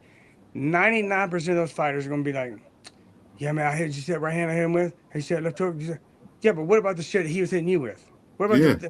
you gotta look at yourself and say, how would you be, how would I beat me? Close that gap. How would I beat me? So if you see me, okay, stop it, close that gap, and then that's how you know you start tightening up your game and not get hit as much and start doing better. Okay. Tighten up your game. Yeah, I'll tell you. How would you beat you? But you gotta be honest. I'm telling you, he, man, hey, can't you? You know, hey, 99% of these fighters, they're gonna tell them what they did good. Oh, you said right hand, you said, bro, stop looking at the good things you did. We know what good we know what good you did. Yeah, What yeah, bad yeah. things did you do is what we want to see. We Yeah. want to hear about. We want to hear. I had a kid. I had a kid in the gym. He just had his damn pro debut. His name's Ishmael Bennett. You know what I'm saying? He has his next fight coming up in January. I was in the gym one time, and he kept telling me. He said, "Yeah, man, tell me what I'm doing good. Tell me what I'm doing good." And the whole time, I'm over on the other. I'm over in the other corner, pointing out to the other corner. Hey, pluck him off every time. You know what I'm saying? I'm pointing out the mistakes to the other corner to see if he's going to make the adjustment. So he gets out of the ring, and he's like, "Bro, you weren't telling me what I was doing wrong. I mean, tell me what I should have been doing." I said, "You ain't noticed that left hand kept landing over every time you was lazy pulling your jab back?" He was like, "For real?" I was like, "Bro," I said, I told him everything that you needed to work on. So you can't tell me, I can't tell you what you did good because I pointed every damn thing out that I know that you lack, and I was looking for you to correct it." You know what I'm saying? See what I'm saying? They know what they did good, but they don't know what they did bad. Yeah. They never want to admit, like, just for just whatever. Kevin Newman, he get hit, bro. No, he didn't hit you. No, you're right, Kevin. You know, I used to tell him, yeah, Kevin, you didn't get hit. It was your headgear. You didn't get hit with your headgear. I just tell him that all the time because some people just do that maybe a lot in their minds. They tell him, no, you didn't hit me, like just because, but you know you get hit. Just admit it and accept it, right? Yeah. But a lot of people just can't accept that, you know. I was a very quiet person, you know, in the gym. Nobody talks shit to me, and I talk to them. That's where it should be. You mean you box? You know what I'm saying? You know, Kevin's in there. I would just all these running about. What good does that do you? And I'm just trying to get him off his game plan, bro. He's still beating your ass. So what's he's still hitting you with it? Well, it's not working. So just concentrate on what you got to do. You mean? Work on what you got to work on. Running your mouth and telling you it's garbage. Yeah. You know, you're not trying to be a better fighter. That's what I'm saying. I just beg and hope in 2026 I get a fighter or a couple fighters more than that wants as much as I do. I love boxing. I love the sport. I don't like all those things that go along with it, but that one-on-one, that combat I want to see these young men do great and do well. And honestly, it's kind of like I want to live through somebody because I fucked up. I fucked up myself. I could have been 10-time champion. There's a lot of things I did different. Mainly what started with my father. I would have went to the Olympics and I was 176-4 as an amateur, knocking motherfuckers cold at 14 years old. I went to national JOs and they made. I'm the only fighter. They came and got out of my hotel room and we went to Chicago. Then we flew to Ireland and told me if I didn't take a piss test and pass it, I would not be going on the trip. I had to do a drug test. Wow. I'm the only fighder. And this is the juniors, right? Because you started at 15. I was 14 years old. Yeah, I was youngest fighter. I was youngest fighter to even win that year, and I was youngest fighter to win that year, and I won Outstanding Boxer Award. Wow. So even I was knocking people out. I was a great amateur, you know. When my dad turned me pro at 15, like why? I could have been Oscar. Oscar was the 92. Oscar may be, I could have easily won a gold medal. You know what I'm saying? I was that good. Like that's what kind of amateur I was. And growing into part of that Olympic class then, right? Because of course, that was 90, right? 90 was the Olympic class. 92, wasn't it? 92, yeah. That was Raul Marquez, Oscar, Vernon Forrest. Vernon Forrest, I think, was on that team too. Yeah, Raul Marquez is my boy too. That's my boy. Yeah. Oh, you're cool. I'm trying to get Raul to come on. Yeah. He's a great dude. I tell him. He's a nice guy. I had him on the show. Yeah, he was my first interview. But your first interview my first interview ever. Like just regular on the show, but not on this show. I want to get him on this show. Yeah. Did he take over? No. He was really cool. Nice guy. Yeah. And then I finally met him in person this past summer. Yeah, We spoke for a little bit, but no, he's a Yeah. nice guy. He's into his kids right now, and his Yeah, kid his he's got a sons are kid really that good. fights. His Yeah. kid just lost, and then he's got a kid playing t-ball, and he's loving it. Yeah, So, he's enjoying it. Yeah, he's Yeah. enjoying life right now, like he should be and stuff. Somebody needs to give him a job commentating because he talks too much. So, um, yeah, he's a good job. Hey, he don't, yeah, but he's really good, man. Me and him became good friends and close, and it's just like a lot of things happen. Like, it's just amazing how a fighter is when they're boxing, actually active, and then how they are when they're retired. Yeah. You know what I'm saying? It's just I was an asshole, but Yeah. it's a situation like Zab Judah. Every time I see Zab Judah, I was a champion, right, man? Every time I see Zab Judah, he act like he didn't know me. Promise you, promise. Then he gets beat by Kazuzu. We just end up in a limousine together going somewhere, right? And him and his brothers tell me about the amateur career, my amateur career. I'm like, he never knew me before, but more so his brother than him. But I'm like, okay, I get it. But me and Zab, like, bro, I love Zab. Yeah. I love Zab. I'm happy You- for him you- that he's doing well. So You have a good relationship with a lot of former fighters that I know of and that we're cool with. Iceman Scully, you get a good relationship with. yeah. I think you had a good relationship with Ross Thompson. You talked to him. Yeah, Because he was on in Vegas too. He was on the show. Yeah, Yeah, so a lot of people that's been on this show, you're because it's kind of like I've been everywhere. Like I said, I've been important. When I was a child, let's go back then. When I was a child, before I went to school, I had to go pick up aluminum cans. If it snowed, I had to shovel sidewalks. I was digging in dumpsters for shit to sell. Wow. When I was a kid, that's how poor I was. I told you I had an outhouse, and I remember I was the smallest one, so I was the one getting in the trash cans and the dumpsters, digging around in looking for shit. You know what I mean? Nobody like.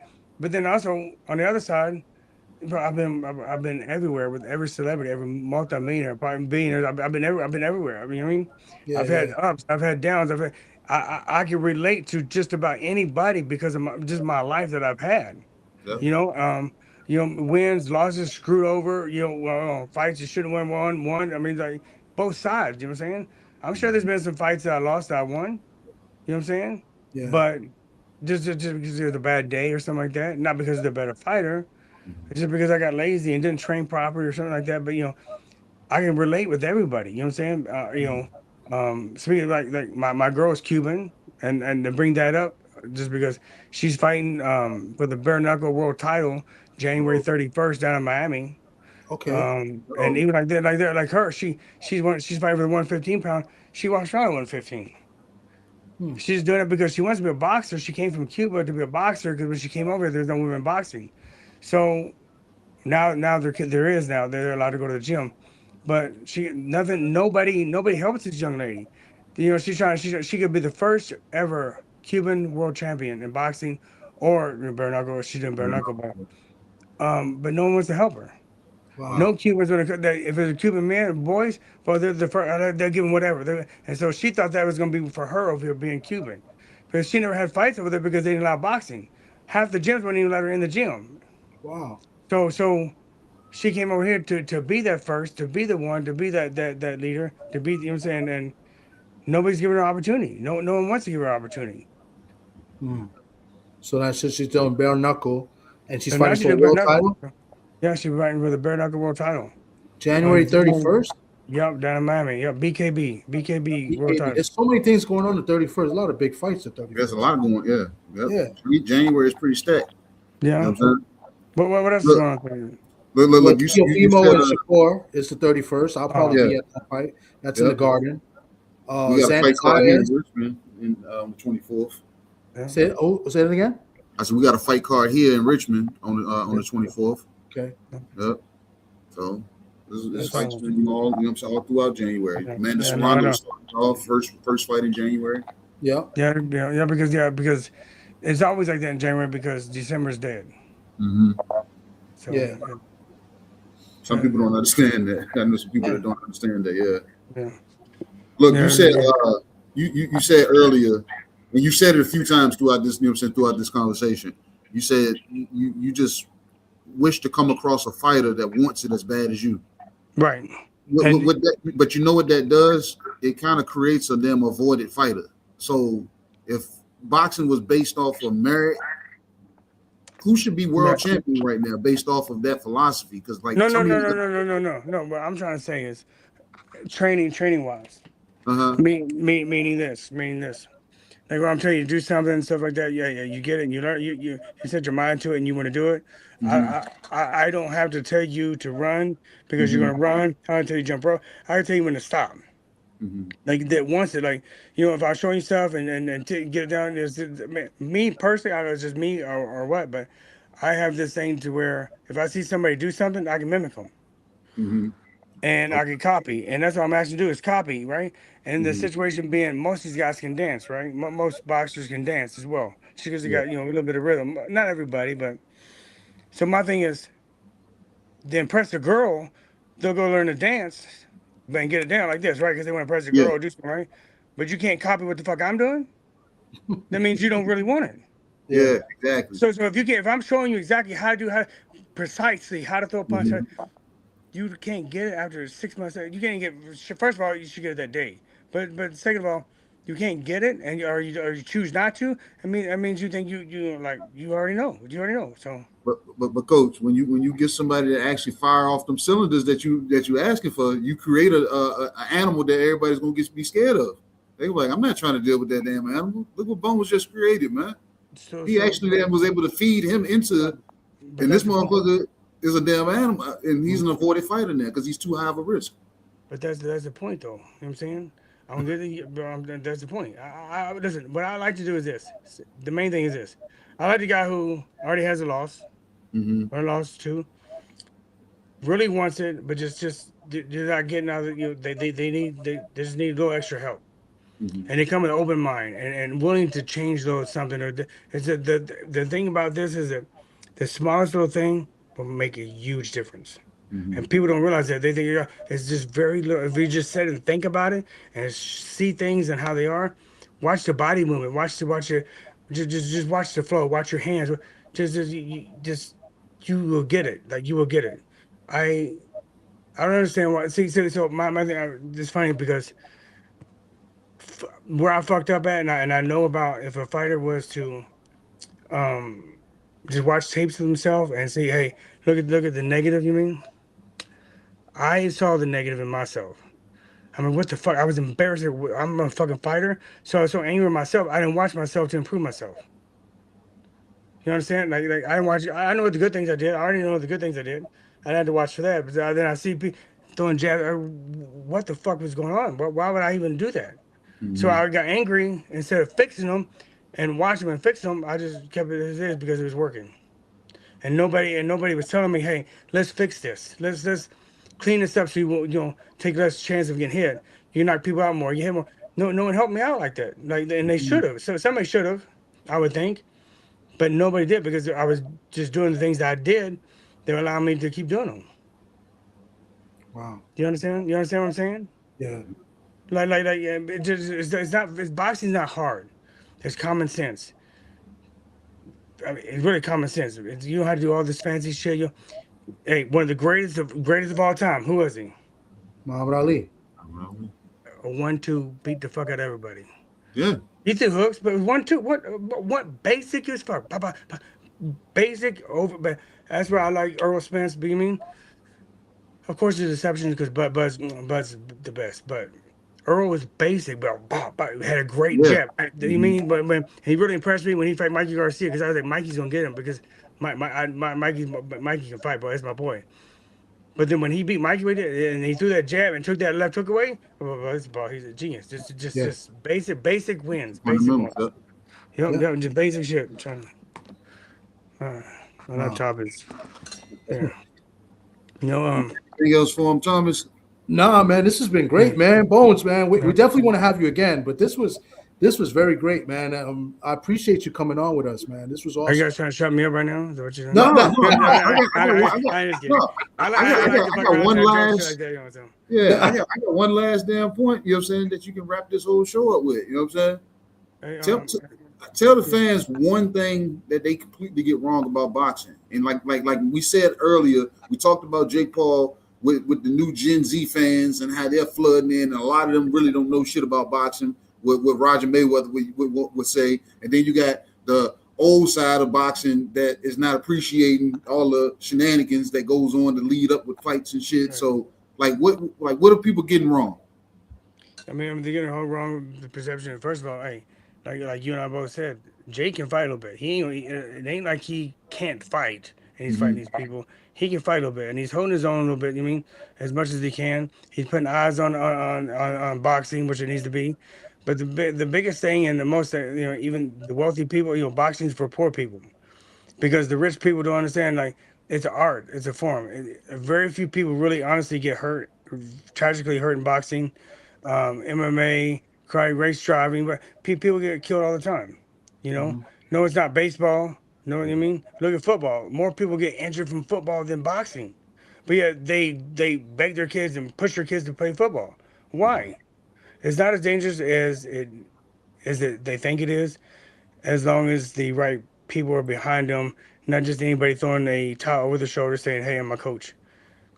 If you take your kid to a boxing gym, learn and really learn on who the coach really is and get his background of boxing and a resume. I can agree to that. You So know? you saying Jake Paul is the face of American boxing? No. Okay, But- thank you. No, but I actually had on purpose. Yeah, on purpose. That was a purposeful question because somebody. but the reason why you would say he would is because of this. Everybody wants to fight him. Yeah. Everybody wants to fight him. From Javante, everybody wants to fight him because they know what he is. So everybody wants to fight him. So he's the mark. He's the mark. I wouldn't say the face. He's the mark. Gotcha. You know. That's a great way of putting it. He's the mark. Yeah. You know, because they're going to get paid, and they know that he can be beat. I mean, especially those top professionals looking to fight him. You know, I mean, you gotta think. Do you want to fight? Shit, I just say Tyson, or you want to fight this Joe Blow guy for the same amount of money, if not more, probably? So I'm gonna fight the weaker. I'm gonna take the weaker guy. So that's why he's the mark. Nobody wants to fight a real fighter. You think you really want to fight a real heavyweight, a real cruiserweight? Hell no. Yeah. You know, but they take the easy mark. Yeah. Easy money. Easy money. That's why Tank wanted to fight him and not Lamont Roach rematch. But yeah, of course. I'll just be quiet after that. Well, man, but the thing is too, you know how much more money he'd make. That's what I'm saying. You know how much more money he'd make fighting that. So business wise, of course, take that fight. Fan wise and boxing wise, of course not. But man, you gotta think. My thing, listen.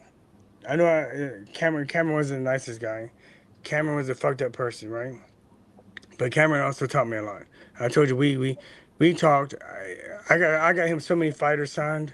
Like, he used to tell me, "I'm gonna sign this guy." I call him because I was telling the truth. But he told me the best part: get what you can today because you don't know what's gonna happen tomorrow. You get it? So if they're offering him $50 million for a fucking fight, fight that motherfucker. Who gives a shit what happens? Because tomorrow, if you fight this fight or this, or you wait, may not be around. Then there's $50 million gone. Not you gonna fight for this 200,000. But so, listen, if somebody's out, take it. Just take it. Yeah. Take what you can get today. Forget tomorrow. Yeah. And I think it's a good rule of thumb. It's different times now. The fighters are getting paid way more money than what they were getting. When you were fighting. But it still doesn't matter with the pay. Like, listen, if you getting higher than you ever get a fight, right? It's a tougher fight. If you getting offered more money than you've ever seen before, take that motherfucker. 1 day, 10 days, 20, who gives the fuck? Just take it, because you listen. So you made 10,000 a whole life, right? And then all of a sudden you get a fight offer for 150. Oh no, I can't take. But why? When have you ever? Obviously, you've been fighting for how many years, and most have been offers 10,000. So why not take that 150 and then just go for it? Fuck it. Yeah. You know what I'm saying? There's a reason why they're picking you, and it's up to you to change their feelings on it. I mean, like to make it upset. Yeah. You know, See, it's all on the fight. It's all on the fighter. see now he's sparking shit. Because now we can, like you said, we can be here. Because now I want to ask you about what do you think about fighters? You know what I'm saying? Finding TKO as an option, the Zuffa Avenue. Oh. He said, "Oh, No, because yeah, listen. I have a great way. Listen, my thing is, I'm looking for somebody. It's gonna take a little bit of money. If I had their money, I can make boxing what it needs to be and what it should be and what they plan on like trying to do. But the avenue they're going, they're never gonna get it. They're always gonna get that B-side fighters. yeah, They're never gonna. They're not going. You're not going. I mean, B-side fight. But here's the thing: B-side fighting B-side is gonna be good fights. Yeah. yeah." So I mean, there has some good fights, but will they be the names and the best? No, they would never be. You know what I mean? And Her yeah, name you be get built paid. there. Yeah, you gonna get paid more in the beginning than a Yeah. normal fighter, but at the end of the day, you're gonna get fucked. Yeah. You know what I'm saying? So Dana White, I mean, like I used to hang out with Tito Ortiz and Rico Rodriguez and stuff. You know what I mean? Champions of UFC, right? They made millions of dollars, millions, but only getting like 300,000 a fight. But they made millions because the sponsors. Once they took their sponsorship away from them and start to, man, they're screwing these fighters. There's a reason why Francis Ngannou went to boxing, made Yeah. $50 million in 6 months, and the most he's ever been offered is $8 million over there. Mm. So why like it makes no sense. So boxing promoters are terrible, and UFC is the greatest. That makes no sense to me, and how the It's crazy. fans would even back it up and let them approve it. Like they approve, oh yeah, UFC is the greatest. For what? The fighters are getting fucked. Yeah. You Dana know? White is the biggest pimp in combat sports. So look, would you see it more so? Would you see it more so as a temporary starter pack? You'd be like, you know what? I sign a year with y'all and let y'all pay me, keep me active, keep me healthy, based off of what y'all are saying y'all are offering, and I eat off of that, and then I make better decision for myself after that. I should be able to write my own paycheck after. So what I'm understanding that's why they're trying to fuck with the Ali Act. Once they sign you they got you. So there are no options like 1 year. They got you. They got once you sign with them, they got you. Hmm. That's why they're trying to change that shit. And that's crazy because one of the fighters that signed, there's a few that came out that signed, but that I like that I think got talented. Vito Milanecki from New Jersey. I think he's talented where he doesn't really need to go there. He could keep fighting. What was he? Was someone top rank, right? He was a top rank, but he's no Yeah. longer a top rank. But he was selling tickets in New Jersey. He's got a big fan base out there. You know, so I mean, I saw the kid. I mean, I remember seeing him fight. I mean, yeah, he's got some abilities, but will he ever be? You know, I don't know, still out there to be. That's why he signed with them. You mean? What weight is he? What weight? middleweight. I think he's at 160 now. Yeah. Yeah, I remember I was at one fight. I forgot which fight it was. I was at one, and he I mean he can fight a little bit. Don't get me wrong, but also yeah, there's a lot of talent at 160.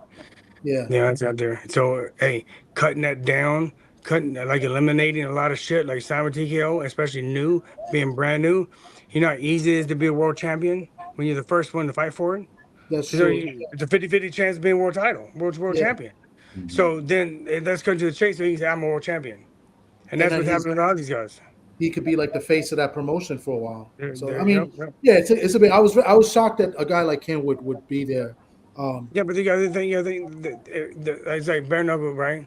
I'm the world champion. You're the first fucking fight. Of course you're Yeah. world champion. No one else is fought. Let it go on for 20 years, 100 years, and now let's see what the fuck who can do what. You know what I'm saying? It's the same way with them. Like, the first person in, they're gonna be world champions, but do they really deserve to be called world champion? No, because they're really not. They just started this little league between a certain amount of fighters. You got 12 fighters in the weight division, of course, but how can you not be at one point in your life or one point in your career be a world champion? There's 12 fighters. Like Carissa Shields, there's 4 girls when she first became world champ. I forgot what it was, 54 with her. There was 4 girls in the whole world. How can you not? You're Olympic gold medalist. How can you not be a world champion? There's 4 girls. You know what I'm saying? So when it was like bare knuckles the same way. When you're just starting, of course you're gonna have a. I mean, of course it's easier then. Yeah, it's a better So shot. I'm sure. Yeah, I'm sure that's why they are looking at so they can be world champion and be like, yeah, I'm on the first one. I'll start. I'm a world champion. Yeah. Promotion wise, and like we call I'm gonna blank. No, just sponsorship wise, Sponsorship, yeah. yeah. Okay. But all right, we're done with the B side. Yeah. You ready? I mean, we can keep going. 'Cause I'm man, hey, we can man. keep going because you got me on a roll, but I'm good. But yeah. No, We're good. You know, I got curfew and stuff. You know, I get looked at. Yeah, you got curfew. You But know, we can always bring you back for a real conversation. Man, you know what I'm saying? Definitely. You know, but this was great. Definitely, man. I It was definitely appreciate. great. Yeah, appreciate you coming on. And Yeah, man, we're definitely thank gonna you for have having you on me. again. I would love to have Thank you for having you. me. I would love to have you and Ice on at the same time, or maybe you and Issei on at the same time. Yeah. That'd be good. But I know you and Ice would probably be good because I'm sure you guys. Man, joke around with listen. each other. That dude has a memory of boxing. I mean, bro, listen, I can barely remember my own fights and amateurs. He remembers everything, man. His memory and bro, man is amazing. Amazing. I can't tell you who I fought just about. I mean, it's very rare. Like, but he remembers what kind of shorts somebody wore, and this, what He the does. fuck, man? Yeah, the shoelaces are green. What the fuck? Like, what? Yeah, he knows everything. Yeah, he knows everything. The historical man of boxing. Yeah. Yeah. So I think we should try to do that, KG. We should try to bring a couple or maybe three people back, put them on together. So Yeah, they can, interact, that'd be because I fun. think that was That'd be cool. I think we did that once with who was it? Was it Chop Corley and Chop and Randall Bailey. Yeah, Randall All right, Bailey. yeah. That was cool. Chop my man too. Chop my man. Chop, a wild boy, man. And Chop. Listen. So when they started that TCL league, right? Yeah. So he went, bro. Man, he dropped this motherfucker basically, and they gave it to the other kid. What the fuck? I don't know why they did. They fucked him on it. He was like, he started to fight. He literally he won the round, dropped the kid, and they picked the other kid because he's younger, I guess. Wow. Makes no sense. Man, but Chop should have been on that shit, bro. I think he's been really good. So he's always in shape. I mean, always. He's phenomenal shape. He's like 50. I don't know if he's 50 on the dot, but I feel like he's like 51, 52 or something. I think he's older than that because I think he's older than I am. I'm 50. Okay, so yeah, I think okay, but always keeps himself in shape. He just fought last year. I'm 51. Sorry. Yeah. Okay.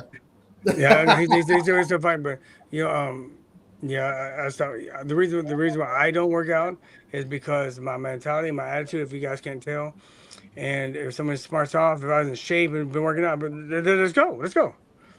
So to keep my ass in the corner, I don't work out. I mean, Okay. I still have a 6-pack. I look like I'm ready to go, but I'm really not. Okay. But that's like KG. KG always wants to fight somebody. Yeah. KG's like 6'9", so you know. I'm 6'2". That's okay. Yeah, I'm heavyweight. Hey, more of a sound when it falls. Boom. More of a sound. make a lot more noise. Yeah. I told Thomas this before. I said I sparred quite a few guys. I said, but the hardest I've ever been hit, the kid was just under 140 pounds. Yeah, you know why though? Because of the speed. But because there's somebody speed of power, like where, man, Keith Hunter, that boy could punch. Mm-hmm. But the situation, I mean, he be hurt, listen, but he walks around 130, 135 pounds, want to fight 140, 147. I'm like, why, son? Why? You'll be 26-pound champion easy. But he's like exact words. I don't be a little nigga. I'm like, what? Bro, what's wrong with you? Yeah. I mean, what's wrong with you, son? What's wrong with you? But it's just please. Just what? But he just no, I don't want to be little. That's it. Yeah. And he fought big dudes, and I mean, he did well, bro. He knocked him, bro. He does well, but if he can hit you, if he hit you, I'm telling you, if he hit you, you're out. I'm telling you, and he's like this. He's powerful. And he wants to fight at what? 140? In fight 40, he don't give a shit. He don't care what. Okay, tell me 40, 47, 50. He don't give a shit. He's like, I don't care. Because he Wow. knows if he touches you out. But then if you touch him, right? And the Yeah. fight that he lost, I was training him, and I told him he's fighting down in Florida. He's fighting Dominican and Florida. I go, listen, you're a black kid. He's Latino. If you hurt him any at all, and you don't take him out right then, they'll look for any reason to stop it, and they did. He hurt him the round before, wobble, boom, and he go down. The next round, they just stopped it for no reason. Wow. I mean, Yeah. he was good, but he was alert. He's alert, doing everything he was supposed to be doing. They stop it. Florida. That was in Florida, right? I was in Yep, Florida. yep. Yeah, Who was the referee? Was it a female ref? No. It was a Okay, male ref. because all right. yeah. I had a guy in Florida that happened to us. Yeah. We were down there, and the guy pushed him in the shoulder. Yep. And she started counting, and then he got up. She said, "Come to me," and he came to her, and he's bouncing on his toes. And she said, "Take a step." He takes a step. She waves the fight off. He was like, "Whoa!" He got pushed down. He never even got punched. You remember, it's the same thing with Ranzis when he fought Russell. You remember when he fought Russell? He Brooklyn. he hurt Russell. He was doing Yeah, great. yeah, I was at that fight. So he gets dropped. He stands up and the referee goes, "You were good." He goes, "Ready to fight?" He goes, in English, "Yes." And he goes, "Fights." Bro, Yeah. bro, are you serious? Like That was an awkward stop. I was there. That was like in the second or third round. He had hurt Antoine in the first round. The first round he hurt. He'd been hurting him every round until then. I mean, like, and then they wait. Like he literally stood up just fine. He goes, "You got?" He goes, "Yes," and they waved it off. I'm like, what the fuck? Wow. He's had bad luck, bro. I remember. I was at that fight. The next fight we fought, we against Golden Boy. What's that kid's name, man? Man, he was a former world champion as well. Not Ryo. Did you fight Ryo? No. Man, what's it? Ramos, I think. Ramos. Which one? The 140-pound champion. Jesus. He did fight. He did fight a Golden Boy fighter. Yeah, Ramos. I don't know his first name though. I just remember Ramos. But we listen. Same thing with him. I see hurt me. He literally had him out, and they rang the bell 15 seconds early. And Ramirez. Yeah. He fought Carlos. Watch that, and they watch. I think it's like the third, fourth round. They ring the bell 2:45. They did not go at 3 minutes. I'm gonna. Wow, that's crazy. And then nobody on his end will stand up for the kid and say, "Hey, hey, there should be no contest or something." They just let it be. That's crazy. So he's got to go fly. I remember the Antoine. I was there, and I was like, "Wow, they stopped the fight. Why did they stop the fight?" I know. He got it right away and just stood there like, and that was okay. I mean, yes. That was the first fight after the father passed away. Russell's father passed away. So Gary Russell was in his corner. Right. I love Gary. Wow. Man, that boy, man, that's a bad motherfucker right there, Gary. Yeah. He can fight. Mr. Gary Russell. Yes, Mr. Gary Russell. Yeah. I'm glad he's back in the ring. So he'll be back. Yeah. So good to watch him some more. All right, guys. I know you want to go, so I'll let you guys go. Well, I'll be in contact for sure. Yes, sir. All right, guys. We appreciate you, Bones. Thank you guys so much, man. Thank you, everybody. All right. Thank you, brother. All right. Take care. All right, God bless. All right. It was a good one, Thomas. Nah, that was great, man. Bones was great. That was a great show, man. He had a lot of intel and some good stories, and definitely great. I learned what an outhouse was. I think I knew what it was, but it didn't. Yeah. And then he was like, "He's from New York." Yeah, you're a funny guy, man. You know that. But hey, look. If New York, where you live, had outhouses, you know how much beef y'all guys would have because people will be using your outhouse. You know what I'm saying? So There's too many people, man. Here, bro. There's too many people here in the city, in the Bronx, Brooklyn. It don't matter, you know. So, but yeah, man, this was dope, man. Real great. So, man, I want to thank everybody that has stayed tapped in this entire time, or if you stepped out or whatever. It was a lot here, man. Yeah. It was a lot here. It was a lot here, bro. And I can't put any more emphasis on that. It was a lot. because you know what I'm saying, he really did. You know what I'm saying, he spoke to some things. The questions that were asked, you know what I'm saying, he was able to point out, like, and so everybody know I was not trying to target any particular fighters. You know what I'm saying, I just know it's a lot of stories that it ties to because I spoke to it myself. I see some of this stuff when I'm in the gym. Yeah. And then when you see guys under the lights, it's, you know what I'm saying, it's a different damn fighter. Man, I appreciate the fact that he was able to speak from, you know what I'm saying, fighter's perspective and, you know what I'm saying, trainer's perspective. And still speaking as to how bad he wants it as a trainer. Yeah. He wants a fighter that wants it that bad. Yeah. So, yeah. So, see what 2026 then holds for Mr. Bones Adams. Nah, for sure, man. We're definitely gonna follow up with him. He was great. I like the idea of bringing him back with a couple other guys too. I think that would be fun. Yeah. You know, so, but for sure, man.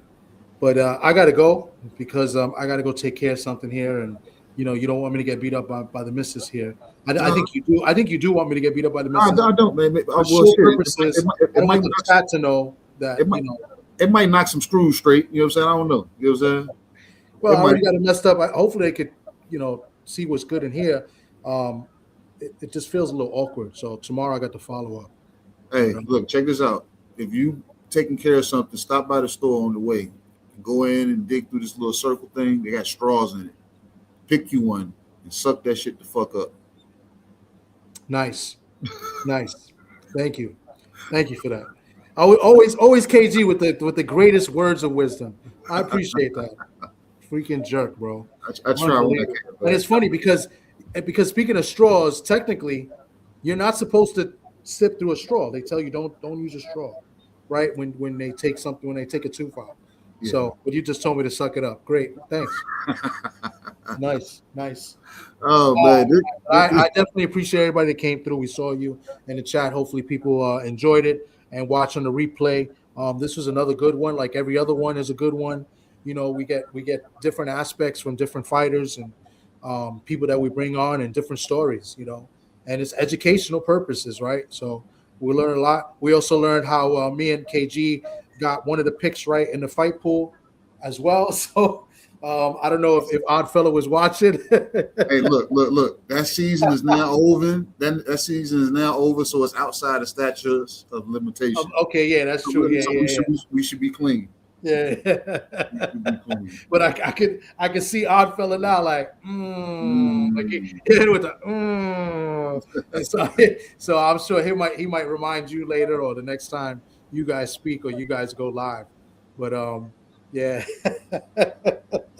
That's pretty funny, man. But yeah, man, this has been a good one, man. Y'all stay tuned, you know what I'm saying? Keep your ears to the street for the next one, you know what I'm saying? Keep your ears to the street for anything that you see my boy Thomas from the Bronx on. Anything that you see this US6 logo on. And I promise you, I most likely will be there my damn self. So until next time, we'll let y'all know when next time is. Peace. It's a usual suspect. Holder and still undefeated Gabriel Capitan Maestre. How is that? And this gets done too by a bunch of cowards at ringside that never took a punch in their life. I'm sick of it.